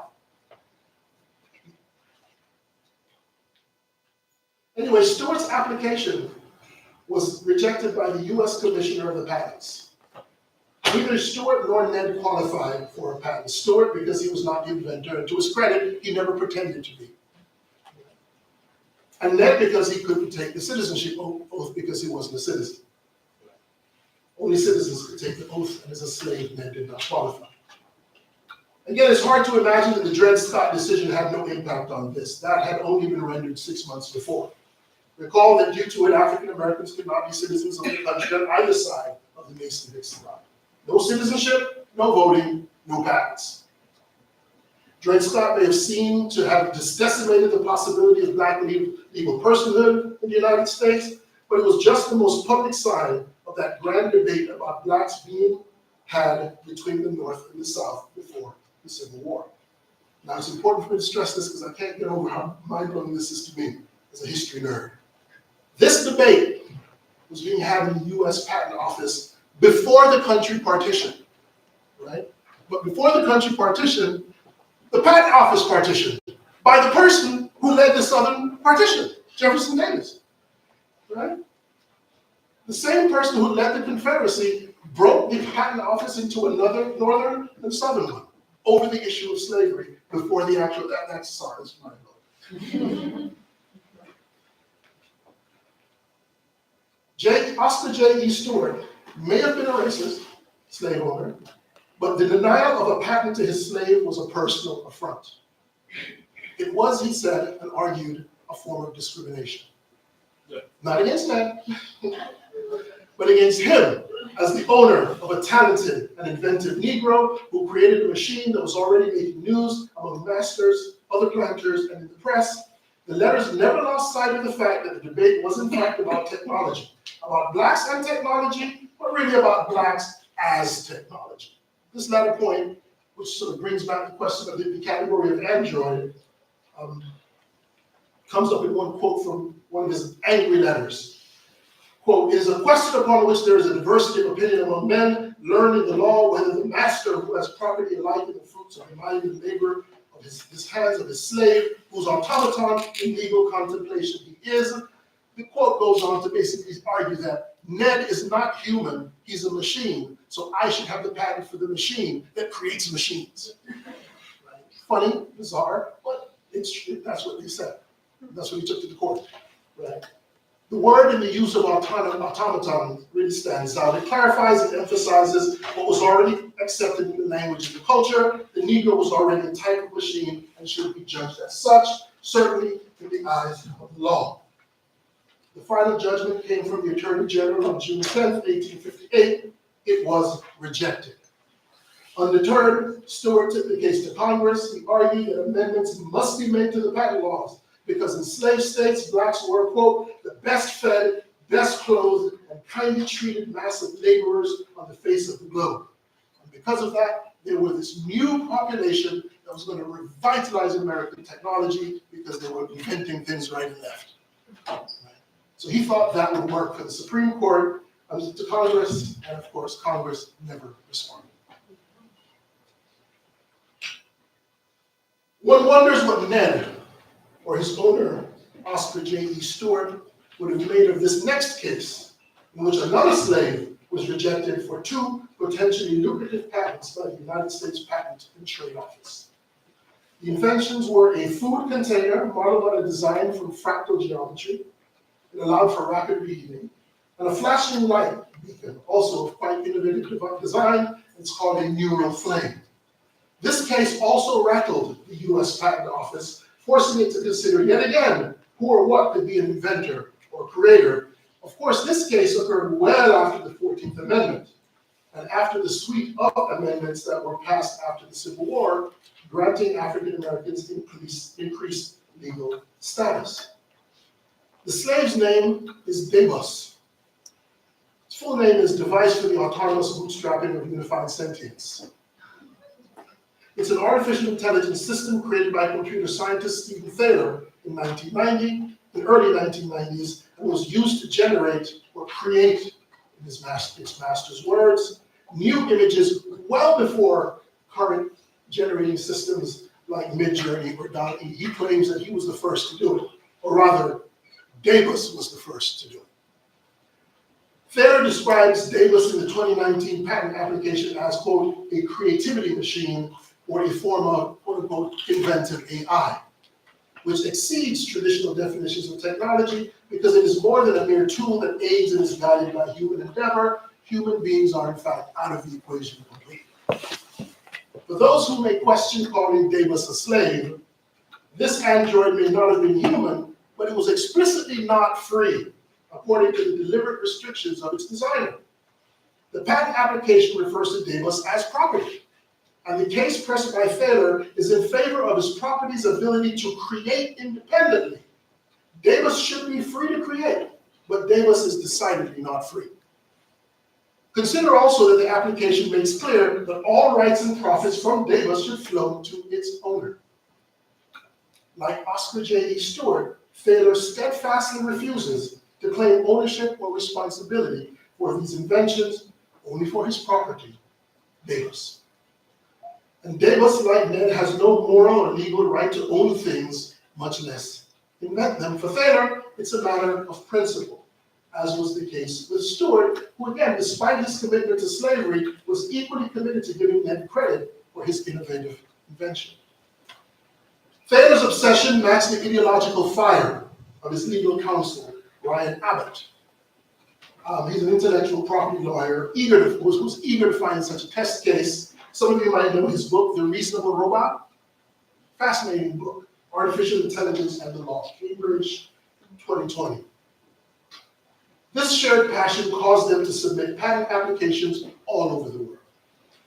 Europe, UK, Australia, Korea, Israel, New Zealand, South Africa were all forced to take seriously the case of modern human invention. There are other such cases, but the Debus case really matters to me here. They were rejected in most of these countries and places despite multiple court appeals, except in South Africa, where Debus received the first ever patent rights and permissions granted to a non-human entity. Thaler's and Abbott's relentlessness wasn't his towards making a specific point. Patent laws were established without any awareness of the emerging possibilities of machine creativity or artificial intelligence. Thaler's primary interest and argument was for Debus to be listed as inventor and creator. He claimed no interest in advocating for machine personhood or political autonomy. The AI created without human involvement, and so for Thaler, Debus was being discriminated against. Now, the fact that the US Patent Office defines inventors as individuals and the latter as natural persons gave further weight to the denial of Thaler and Abbott's applications. Because the Patent Act does not define individual, the Patent Office then deferred to the Supreme Court. Abbott, hustler that he is, knew that the Supreme Court had already established that the term individual, when used in statutes referring to human beings, unless a different meaning has been identified by Congress, right, would apply to non-human entities. However, in this particular case, the court has refused to take up the case, on appeal, and it has upheld the lower court ruling that AI simply cannot be listed as an inventor on the US patent. And my statement here is, this ain't over yet. We're in the midst of this. Despite Thaler's stress on intellectual property, we can't ignore the wider social and cultural implications of the case as it relates to the issue of person. We can't ignore its being intertwined with Ned's case and that of slave inventors before the Civil War. To be named an inventor is to be protected by the same rights as all other inventors. This suggests, if not directly argues for, an equality legally speaking, which is where equality probably truly resides, between human and non-human. Global courts easily realized that in renaming Davis inventor, there would be more going on than simply products or commodities or machines, just as was the case with Ned. All involved felt themselves on the precipice. It was in these global courts that you saw them move the conversation into the realm of personhood. And again, I call it Abbott a hustler, I mean that in a positive way. Same thing with Thaler. They played innocent. Oh, wait a minute, he created it, you know. But we're not talking about artificial intelligence and et cetera. They were. They knew what they were doing. What first emerged in the international responses to Thaler and Abbott's petitions was Davis's implications for what the legal empowering of machine intelligence would mean for human beings. The courts all over the world knew what was going on, even though Thaler and Abbott were like, oh no, heavens no, we're not thinking about that at all. With race, for example, and corporations in mind in that particular history, personhood does lead to questions, for example, of free speech protections, right? And then, of course, the scariest thing, voting rights. Think about that. Thaler is not innocent. The name, for example, of Davis gives the game away. The acronym Davis includes unified sentience, as if to beg or force the question about the nature of intelligence and whether only humans are capable of it. Of course, Ned's case prefigured this argument almost 200 years before, because a lot of slavery was in part based on that argument about human intelligence. Human meaning white versus some other not quite human form of intelligence. There's so much work back then written about distinguishing what makes the Negro intelligence different. Black intelligence was mimicry or cunning or something that suited the motivations of creatures of the in-between. More charitable, there was a debate, slavery was, between those who thought the Negro capable of the same intelligence of whites and those who simply did not. The government, the courts also emphasized the error in describing AI via language that allows metaphors to run away from us. I'm sure we'll talk about that today. Metaphors that run away from us. It lambasted Thaler for his shady anthropomorphism. That's my term, not theirs. They didn't say shady anthropomorphism. His using terms like whoever or individual or pronouns such as himself and herself to refer to Davis. He there insisted statutes like the following should apply to the android, quote, whoever invents or discovers any new and useful process, machine, manufacture, or composition of matter, or any new and useful improvement thereof, may obtain a patent, therefore subject to the conditions and requirements of this title. Such language, the court said, was on the verge of fraudulent. And in the United States, it is a criminal act to misrepresent yourself as an inventor on a patent application. And of course, Thaler's response is, I'm not misrepresenting myself, I didn't make it. But for Thaler and Abbott, there's another little loophole they tried to explore. It had already been established by Congress that for legislative use, person or terms like whoever do include non-humans, like corporations, firms, companies, and other business partnerships. That's where the shady anthropomorphism lies, in my opinion, in laws that we can trace back to the aftermath of slavery and the 14th Amendment, which granted the formerly enslaved personhood, but then that would be appropriated by corporations a mere 13 years later for their own personhood. And looking into those cases are pretty fascinating.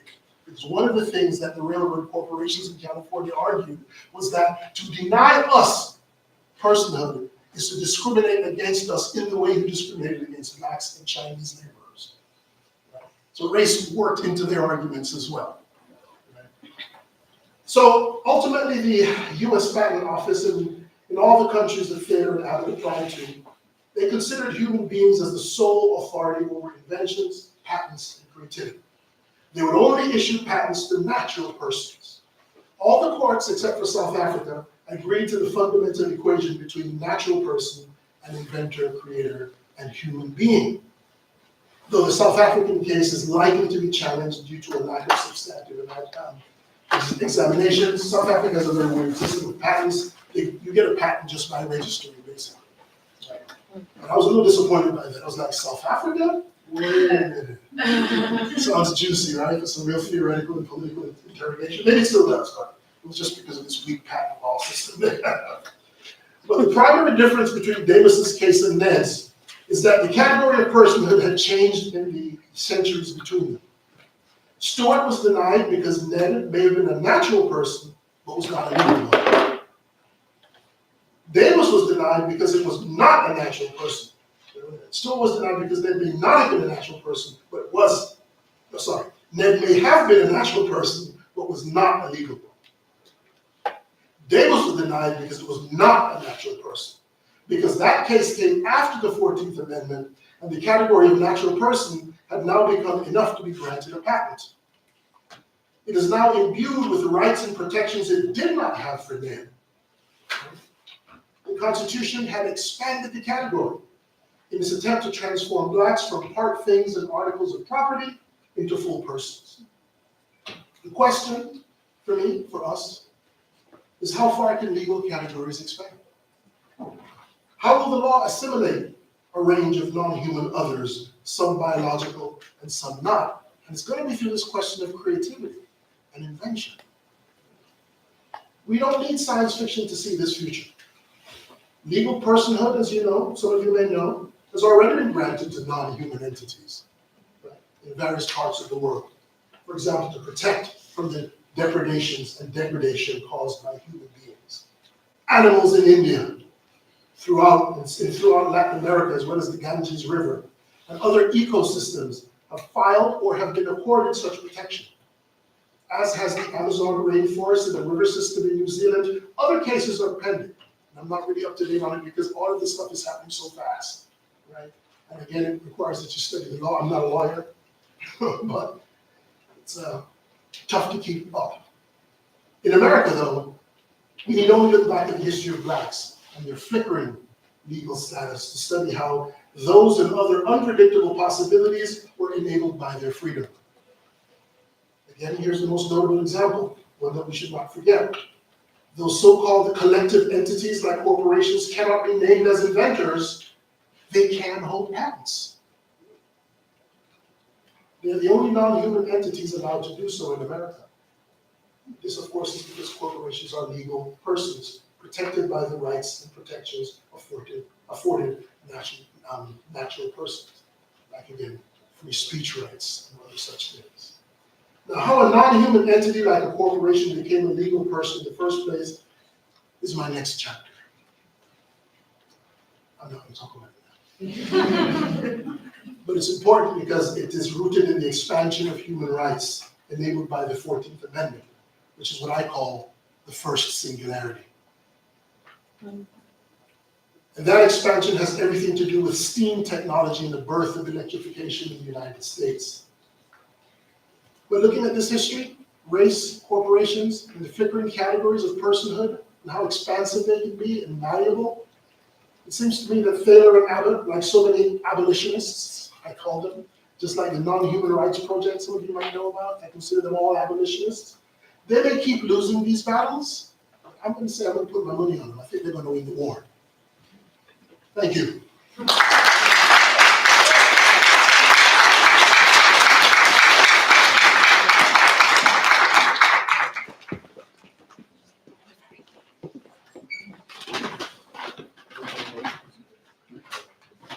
Yeah, turn it off.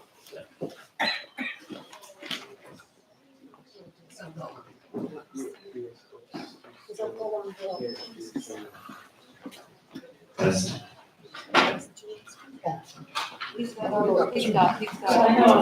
He doesn't need that one. He doesn't need that one. Take it. So I don't need to. You do. He has the other one. Okay. Some crazy feedback. Thank you both for these remarkable presentations that are opening up our symposium with stereoscopic vision, if you will. I caught myself trying to read both slides. They are the same slide, but I read them differently. And I think that speaks to iteration, right? All culture is algo, referring to the founder of computation, the 9th century Persian, Muhammad al-Khwarizmi, a leftover prefix on that word, where all culture is rhythmic, reading the same sentence twice differently. I write my notes because I feel like seeing and reading without embodying it into writing doesn't stick. So that says something about my human capacity to retain information. So I'll begin by framing two questions for both Louis and Joanna. And I'll start with Joanna. We have a limited amount of time, so just prepare your questions right after, please. Joanna, in your work, you describe creativity as between human and non-human systems, production within the constraints, and that AI should not only be seen as a technology of control, but a technology of life, or a convivial future. And if human creativity is a function of apparatuses and programs, and if AI is changing not only how we make, but how we think, what horizons are opening up in this condition? Or in other words, how can human or just creativity be expected to operate within a future with such ideological saturation when it comes to rising slop or techno-feudalism or control of information and representation? What happens to the category of human when creation is distributed in this way? So it's a question on creativity. And relating that to Louis, in your work, you describe technology as a historical system that has been programmed, transmitted, and rewritten through colonization, slavery, and migration. You draw connections about how machines and enslaved people share similar genealogy in Western thought, defined by their proximity to labor and imitation. And your work on the question of agency, of personhood, what counts as human or who counts as human, leads us to ask, what does emancipation mean under current constraints or future constraints? What are available methods learned for forms of freedom or contestation? In other words, what are your thoughts on axis of control, repetition, and personhood, and how systems reproduce themselves while concealing domination, but also leave open a terrain for iteration and refusal? You're asking me that right now? Yes, I am. I thought you were asking our question first. So. Well, Joanna, your question on creativity. Thank you. You seem to have like woven everything into that question. So it's about creativity and the human. But thank you. So I just want to reiterate, in case it wasn't clear, although I hope it was from the talk, that I'm not an apologist for AI as such, or or go through it for big tech. And importantly, to think of AI as a technology of life is to work somewhere between these two poles of bio-AI, technology of biopolitics, and the work on network politics developed by Achille Mbembe and others. We were talking about the category of life always itself, unfolding itself, but also encountering its fractures. And I think at the moment, what you're asking me, obviously the horizon of AI is not looking very, it's not looking very bright because of the technical, ideological, political limitations, the capture of the AI discourse by the industry. So all of this is happening. I suppose what I was trying to do, and I've done a lot of work around trying to think about the possibilities of thinking ourselves out of that conceptual loop, while also opening up the category of the human. And I think Louise has demonstrated very well how the category hasn't served a lot of people, a lot of groups, a lot of people and peoples.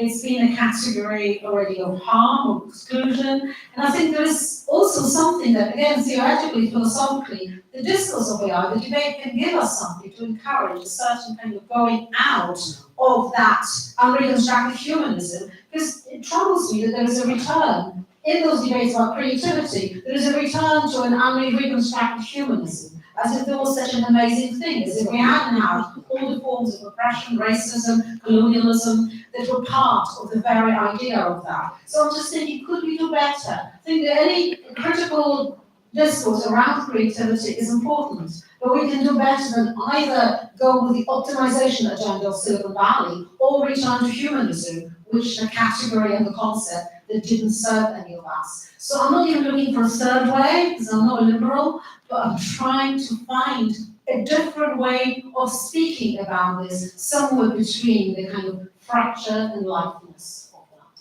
if that makes sense. Yeah, we have a lot in common there. In fact, when you were speaking, I thought, one thing we have in common, we both agree, and it's not a bad thing, it'll sound bad, but it's not a bad thing. I think we both agree that human beings are slightly overrated. Or we overrate ourselves in such ways to suggest that somehow we are the standard by which artificial systems are being, must be evaluated. When in fact, music is my relationship to technology comes out of being a sound artist involved in music. And there's nothing more artificial than organic music production, which is what you pointed out. But to your question about freedom, I'm bad at freedom, man. I don't have, so many of my colleagues and my peers and friends, they like to theorize liberation and freedom. I don't, because the discourse of freedom is akin to the discourse of technology in the future as it's been appropriated by these corporations. And that is one that's ultimately about the inevitable. And by focusing so much on freedom and the possibilities of what freedom, that's when you get really caught up in direct manifestations of ideological precepts and expectations. I would rather sort of be focused on what did you say, it was freedom or contention? Yeah. I'm more comfortable with the contentiousness, right? Playing and reframing the categories. And not because that makes us unique, because I think you're doing a similar thing. It doesn't make us unique, that's actually how history works, right? We have to always be worried about those who provide this inevitable view of the future, right? And right now it's been co-opted and sort of colonized by the larger systems. But I come out of science fiction, and science fiction exists to create a sense of the inevitable sometimes, right? But it also allows you to break away from the inevitable and sort of wrestle with these categories. It's not working? It is. I got 2 microphones already. I know. I'm putting feedback in, But thinking about sort of inhabiting spaces culturally, intellectually, artistically, where we wrestle with categories. That is history. History is constantly wrestling with reiterating categories, escaping the categorization, back and forth, hybridizing them, blending them, etc. It's when we sit down and create this notion that history is this inevitable thing, whether it's a left view or a right view, that is the problem for me. And conversations like this, or artists and writers and thinkers, even non-technologists, getting involved in technology and thinking about it, that is so crucial, because we have to wrestle with these things and create sort of momentum, right? What we're being provided and what we're being given as a future is the problem. Thank you. Take questions from the floor. I can pass this microphone. No, we have. Okay, all right.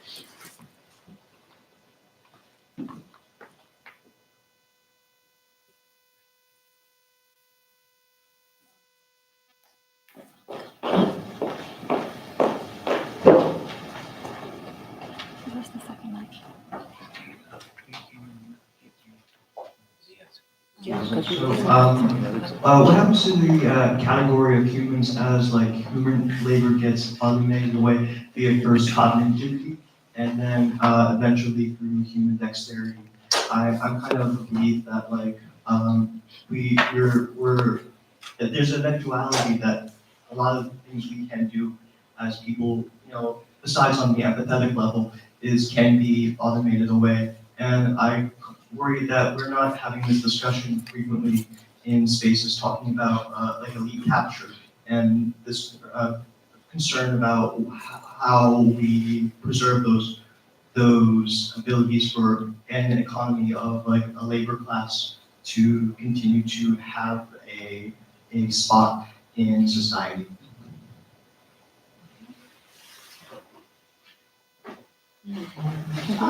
I think the question of, it's up to, obviously, us as a society to decide which kinds of things, as social behaviors, relationships, we want to preserve, which ones we want to discard. And we've seen an elimination of different forms of the existence of society, of labour decisions being made. For example, the closing of the mines in England in the 1980s. Resulting in the impoverishment of whole regions of the north. The same happening here with heavy industries around the Rust Belt. And so there is a lot of decisions being made, and as such, these decisions are concern technology. They are not technological decisions; they are political and social decisions. So we see the same conversation needs to happen around the AI technology. And one of the questions I was trying to raise with regards to creativity. It's not that, machines obviously can't automate everything, and longer term we don't know, because obviously beings might evolve and using it loosely or change to such an extent that even the question itself will not make much sense. But for the time being, I'm very concerned about the condition of the things that humans of a particular, early 21st century moment in certain geographical and historical locations hold dear, which is, art schools. I worked at Goldsmiths, University of London for many years, an institution with a very critical trajectory, very interesting, but it went the way of many kind of liberal arts colleges and art schools. It ran out of money, it was suffering from kind of mismanagement, lack of government funding, drop in student fees. So those kinds of discussions we need to have, and it wasn't caused by AI, it was caused by a lot of different things. So that kind of conversation, and obviously I am concerned as well that the language of kind of big tech is being used, and don't worry about all of this, but with optimized art for you. And of course, they're going to do that, but then there is a certain agenda and an articulation of you don't need these kinds of things, messy things, glitchy things, things that are purposeless in a way. You think about art as a kind of purposelessness, production or something, because we've got a system for that. So we see what needs certain breaking is a logic or productivity that organizes some of that, and also for us as a society to decide what kind of things we hold dear. And it's a bigger question about voting, politics, and the discussions we are having, for better or for worse, because some of the outcomes of some of these conversations, if we can call them, I don't want to sound like Habermas here. Let's just have a conversation, figure it all out, as we can see. The proof is in the pudding. Well, Conversations don't quite work. That's the main capture your order, though. Yeah. Thanks. I think I mentioned that my interest in my hands-on relationship to technology is through sound design and sound development and sound art. In that world that I exist in, there's a lot of conversation about AI and AI production tools, and people have debates and conversations about it.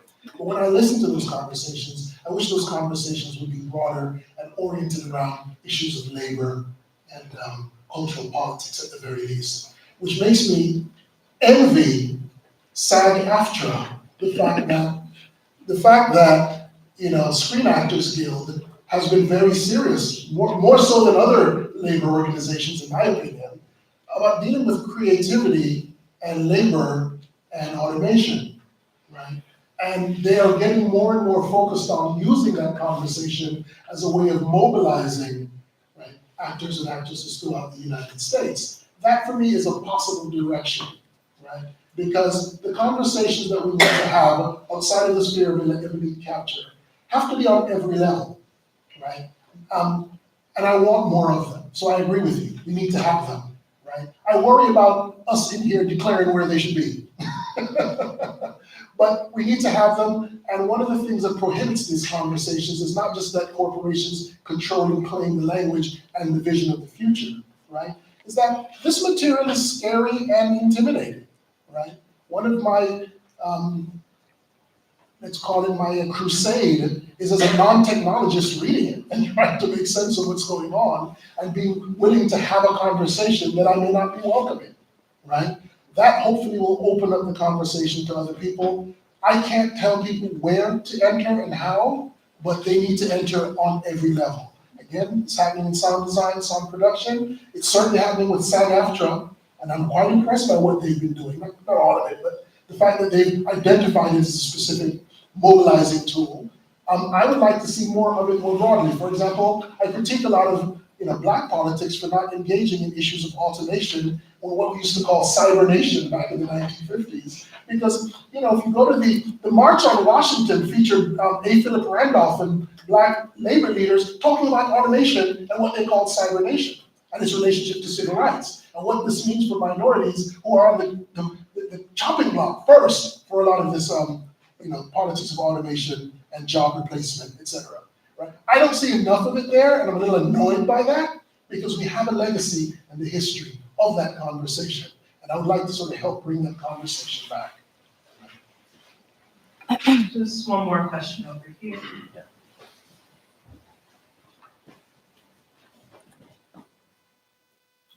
Hey, thank you, Joanna and Luis, for an extraordinary set of presentations and concepts. One of the things that bound those two together for me was, I think, this materialist labor perspective that both of you allude to. I'd like to say that creativity within modernity has not been something inherent to aesthetics, but simply a conceptual framework within which intellectual property is used to effectuate an economic market, right? So creativity is an economic concept, is what I'm hearing from you, and I've also done earlier, way long ago, work with the history of copyright law. So I was actually so excited by Luis going to the patent office. That was like my old playground. For real? Seriously, right? Because in the 90s I was a historian of photography working in the law of copyright for photography.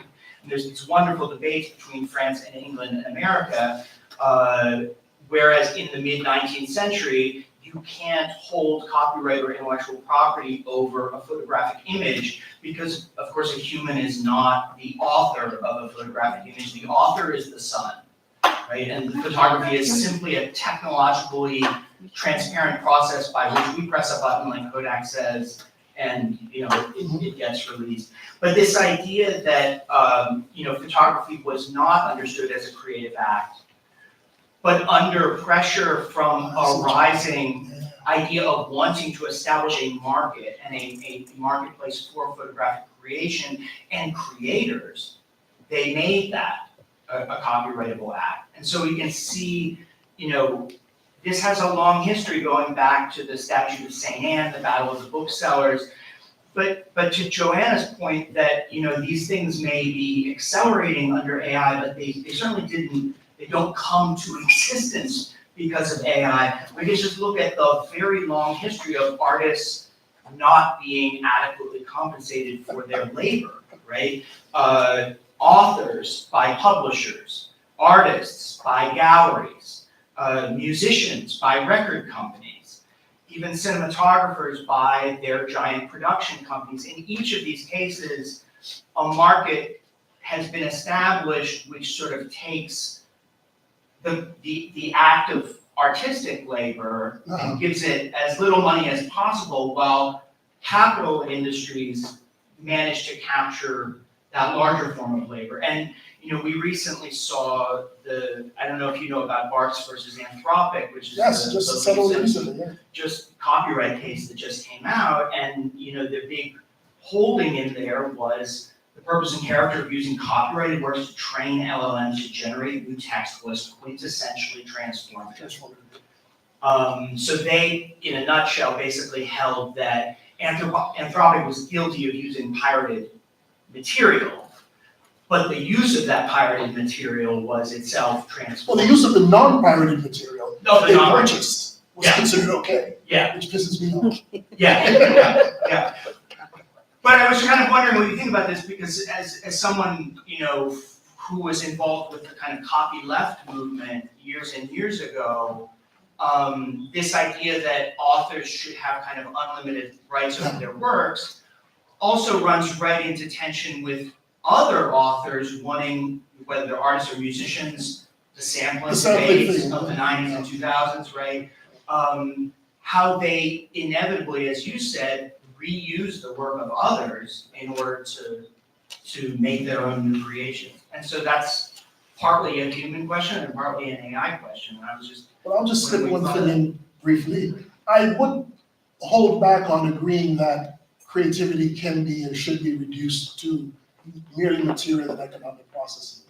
Not just because the history of creativity is also wrapped up in religious conversations, and spiritual and metaphysical ones. But one could then argue or talk about how the spiritual and the metaphysical gets co-opted and materialized and transformed in different ways. But I do believe in the material and the metaphysical as motivations for modes of creativity, especially coming from people like enslaved peoples who were not getting paid anyway. They still danced. Yeah.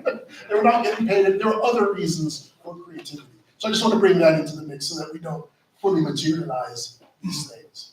Yeah, absolutely. Thank you, Joanna and Louis. Please make sure that the conversation continues. Oh, did you have something? That's all right. We were a little pressed for time. Thank you. Thank you.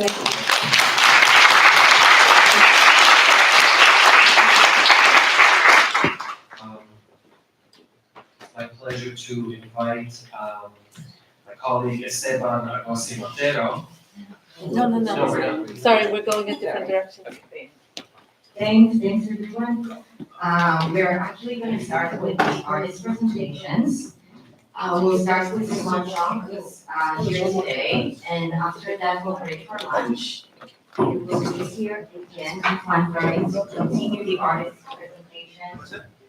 We'll continue later with Steve Cheryl, Trevor Pavement, Sky, and sorry, I'm blanking on it, Kader Atya.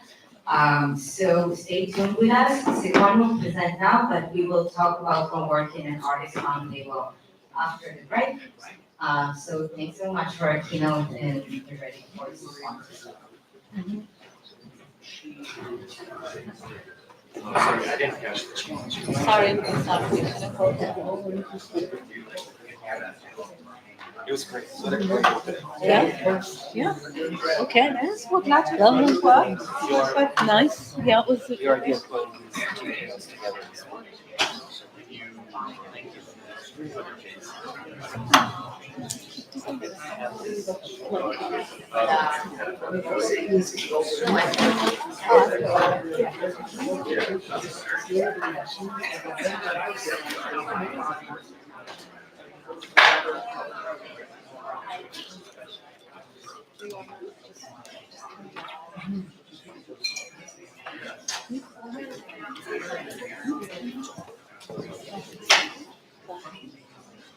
Okay, everyone, we're gonna get started. Whenever you're ready. We can hear you.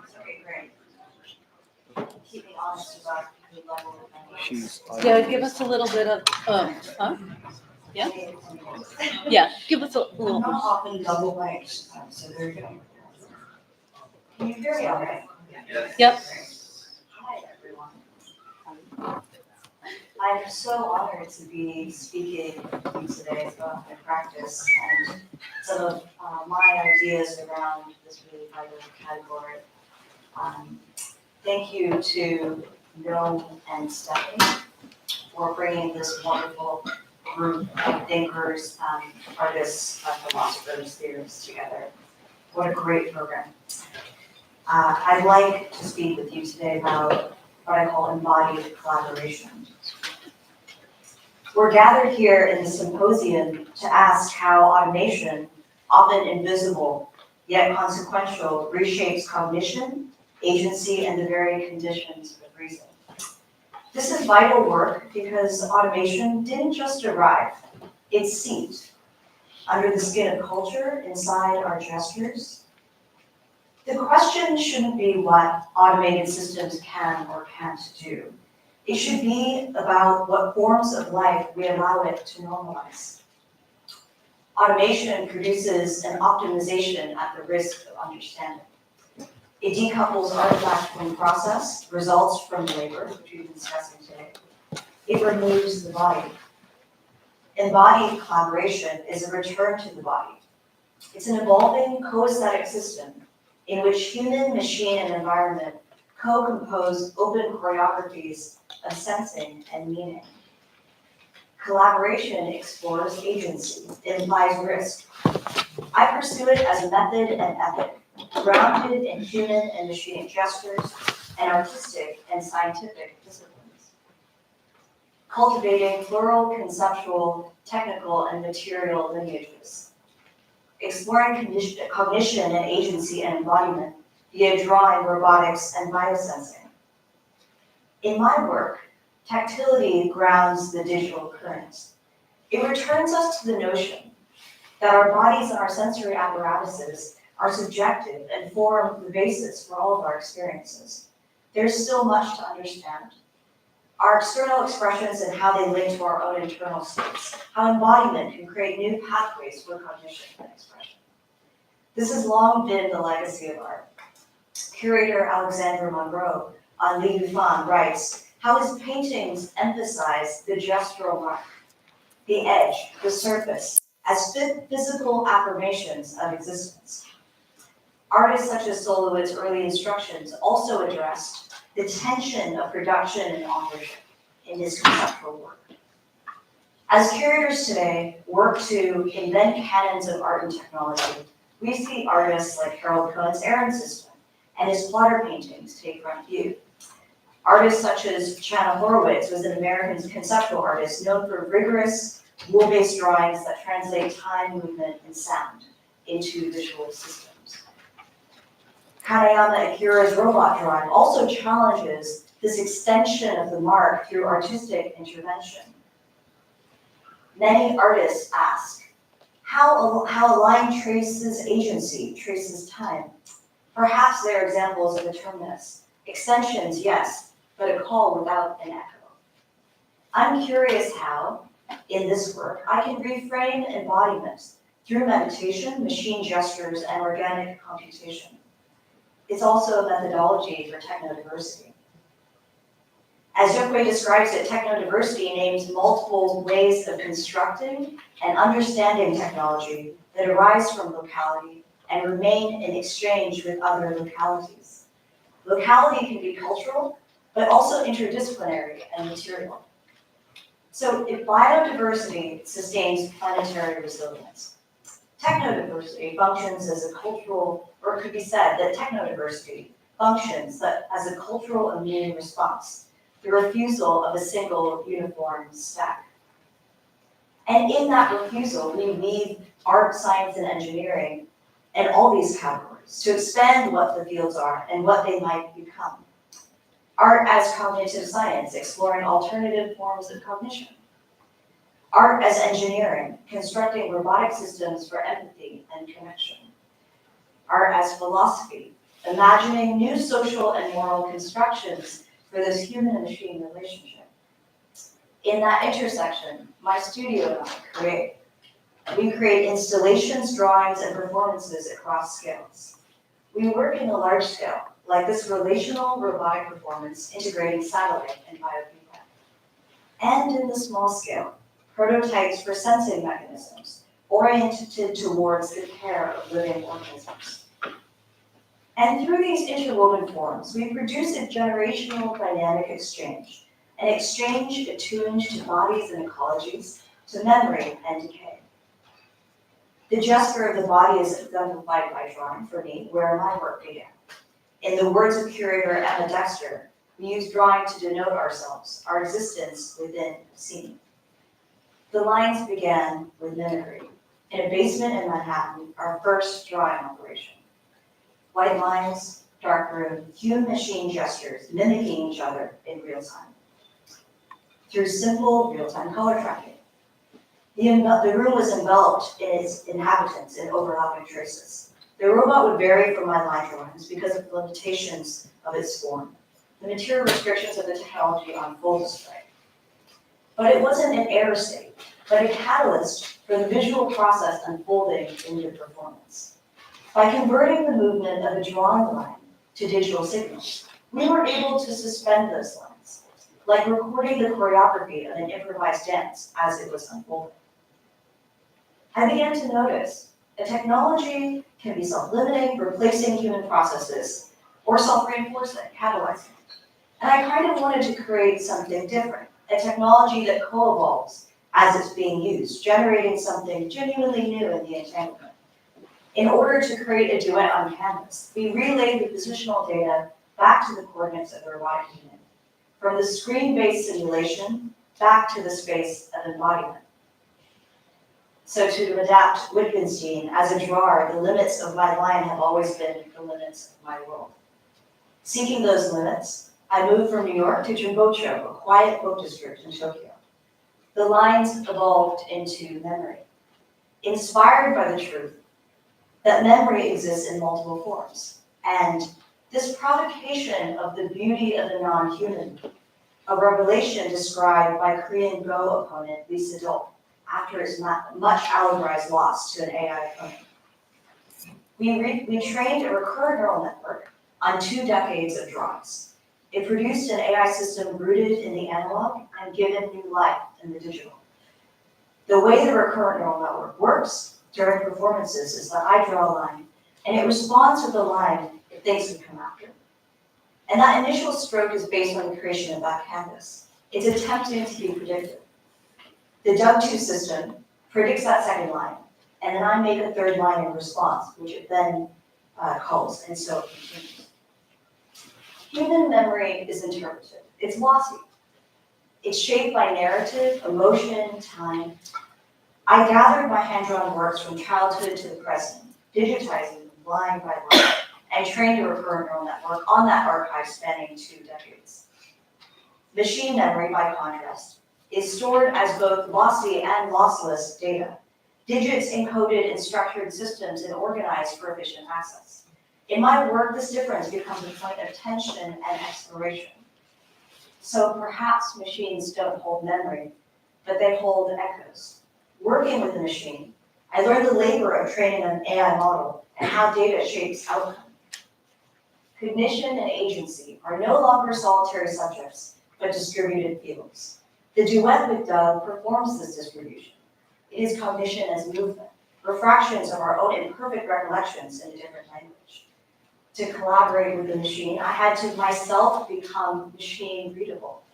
A paradox of quantifying the self to move beyond the self, which now feels like a collective condition. From Japan, we returned to New York, thinking about machines. I thought about the gaze of the machine, and I began to see vision as multidimensional, as views from somewhere.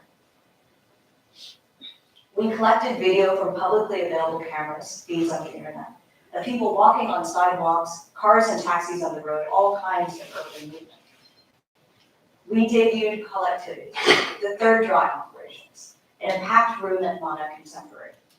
The air felt electric, a fleet of 20 custom robots linked to crowd dynamics of New York City, as seen through optical flow algorithms and public cameras.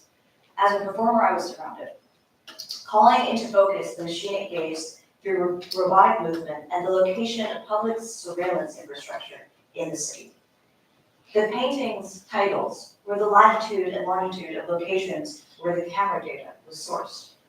Everyone got really curious about where those exact places were.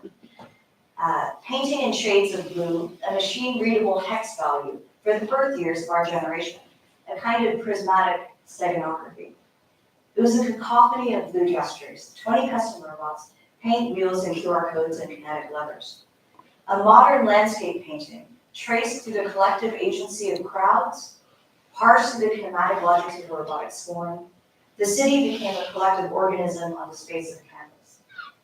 In our previous works, we made technical couplings and embodied connections, gestural connections in mimicry, temporal connections in memory, swarm connections in collectivity. Each generation of Doug poses a relational question catalyzed by technical engagement, but also a process of rebellion of what the technology is meant to do. It's a reminder that inexorable technological progress is a myth. The Drawing Operations Project, in particular, has become a space to unlearn those myths and build something new. In truth, my interest has never been about replacing human collaboration, but challenging our assumption about what machines are and what humans can become through them. Perhaps I was inspired by the languages I grew up with. In English, the etymology of computer binds it to automation. It's a system meant to produce automation. The Cantonese word for computer, Dien Lo, translates directly to electric brain. It evokes the material image of thought. I'd like to share one of my favorite passages with you. Quantum physicist Karen Barad, invoking writer Susan Sprague, describes a rupture experienced as interior movement, a membrane that grows new boundaries as it sheds old ones, a provisional unfolding. That image of ongoing poesis.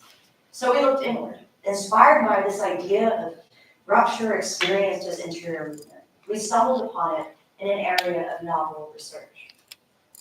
In spectrality, the coupling is electric. I think of electricity as a common trace, flow of charge in neuron circuit boards in the atmosphere, and of computation as a way to translate those flows into visible strokes. EEG uses silver and copper chloride electrodes with hydrogel adhesives. Really simple materials, reading complex rhythms. In meditative states, alpha range activity is often associated with relaxed attentive attention, a state of creative flow. By making brain output machine readable, we could weave a feedback relation to train proprioception at the level of the bioelectric signal. During lockdown, I developed a system to do just that.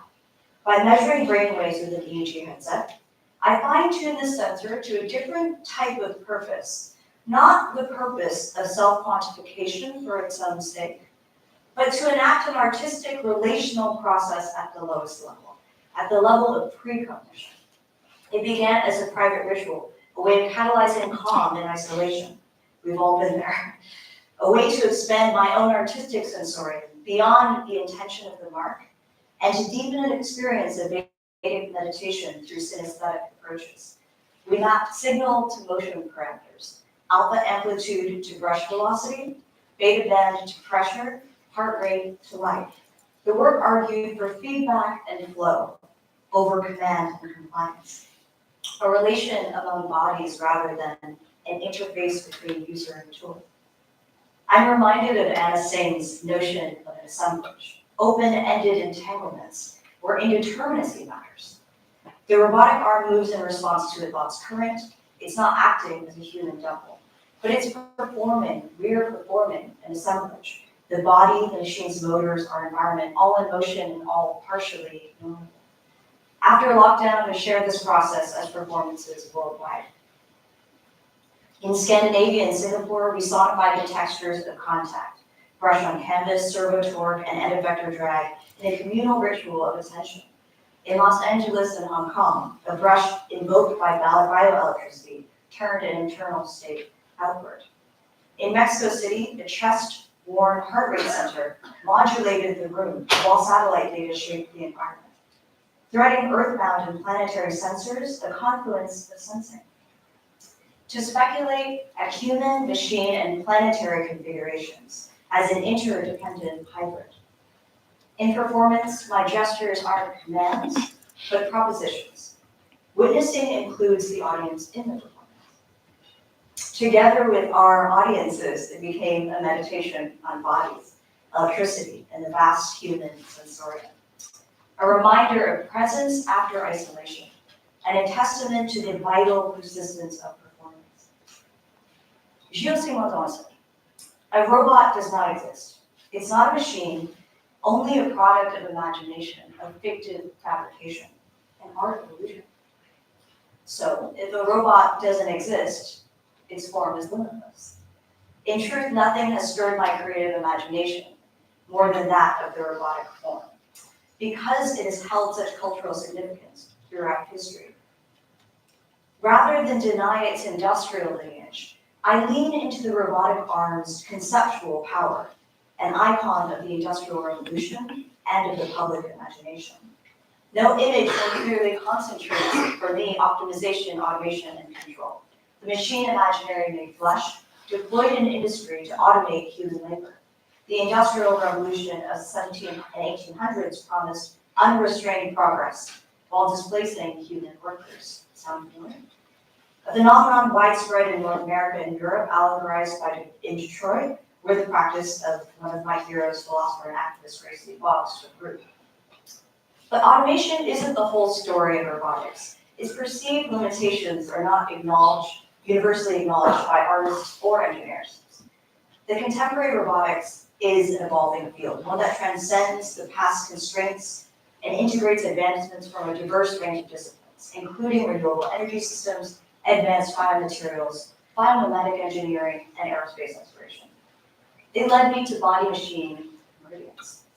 What if machine form could be manifested as a techno-organic, rooted in environment and scales of the planetary? Body-machine meridians is a series of biomimetic robotic speculations sculpted in air that reimagines machines as extensions of living systems. Meridian names both planetary measures and paths of the body. And through that dual sense, we reflect on bodies in motion, machinic forms, and the Earth's planets, how the three might interweave. We recorded motion data from spatial drawing as a skeleton for machinic bodies, gesture as architecture by converting immersive drawing into printable geometry and symbolic commands. It's part of a growing library of forms, sculpted through bespoke VR process and collected as movement data. A new sculptural data set where drawing can be experienced in new spatial and temporal orientations for future collaborative implementation. Our fieldwork led us to vastly different biomes gathering data. The Arctic Svalbard archipelago, where the sun doesn't set for months, where we scanned and sonified ice, and El Teposteco near Cheslolan, Mexico, a protected sacred forest. These environments hold their own gestural signals, temporal rhythms, and ecological particularities. These external landscapes are interwoven with internal cartographies of the body. We captured libraries of documentation as data. In meridians, the synthetic is used as simulation. If synthetic systems inscribe decay as obsolescence, living systems inscribe it as metamorphosis, which is my work with the Bombyx, where my work with the Bombyx Mori begins. From simulation, we returned to the site of materiality and care. Sensor development has kind of a mixed reality. Silver, silicone, and photopolymer. Silver is mined, copper is extracted. Instruments often end in landfills. Biomaterials and organic computation sketch a different path. My research led me to silk, originating in China with the silkworm. Bombyx Mori traveled along trade routes. Its silk embodies a material paradox, delicate yet strong, ancient yet biotech relevant. And from cocoon to substrate, I extract silk fibrin, the protein of the cocoon, biocompatible and, when processed, programmable.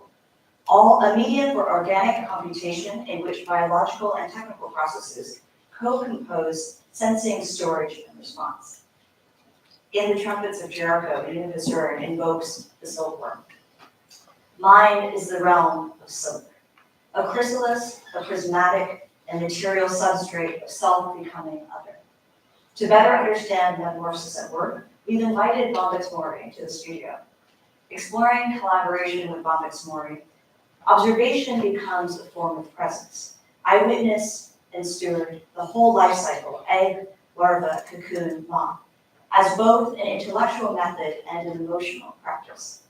Inside the studio, we're developing a methodology that centers protocols of care and witnessing, not optimization for outcomes.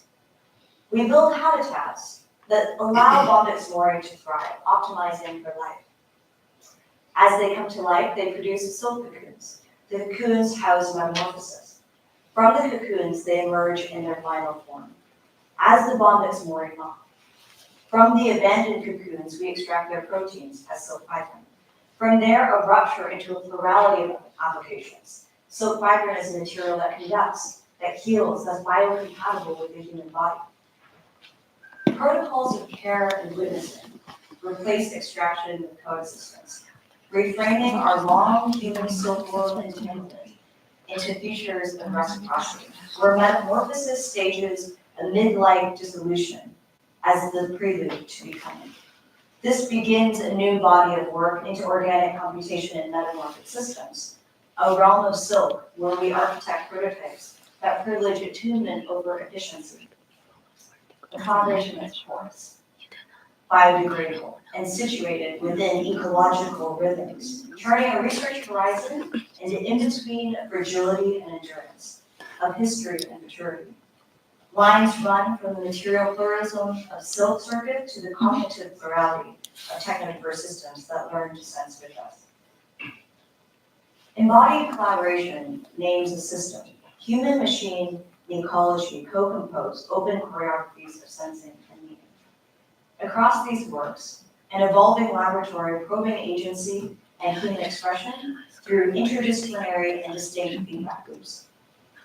This practice treats co-aesthetic systems as knowledge production, studying temporality and embodiment through human and non-human bodies. These systems mirror and distort, their feedback is rhythmic and recursive rather than verbal. The sites of inquiry amounts to a metamorphic ecology. The result is plurality, technodiversity as an immune function that keeps systems adaptable under pressure. True collaboration with machines doesn't mean, for me, simulating human behavior or intelligence. We need new ways of thinking with and sensing.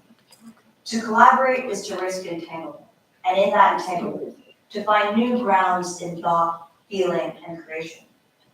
We're in the very early days of this research, and we have many more questions than answers.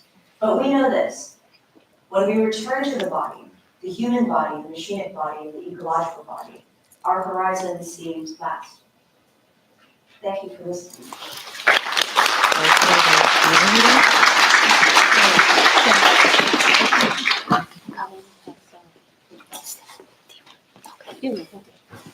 All right, are you going?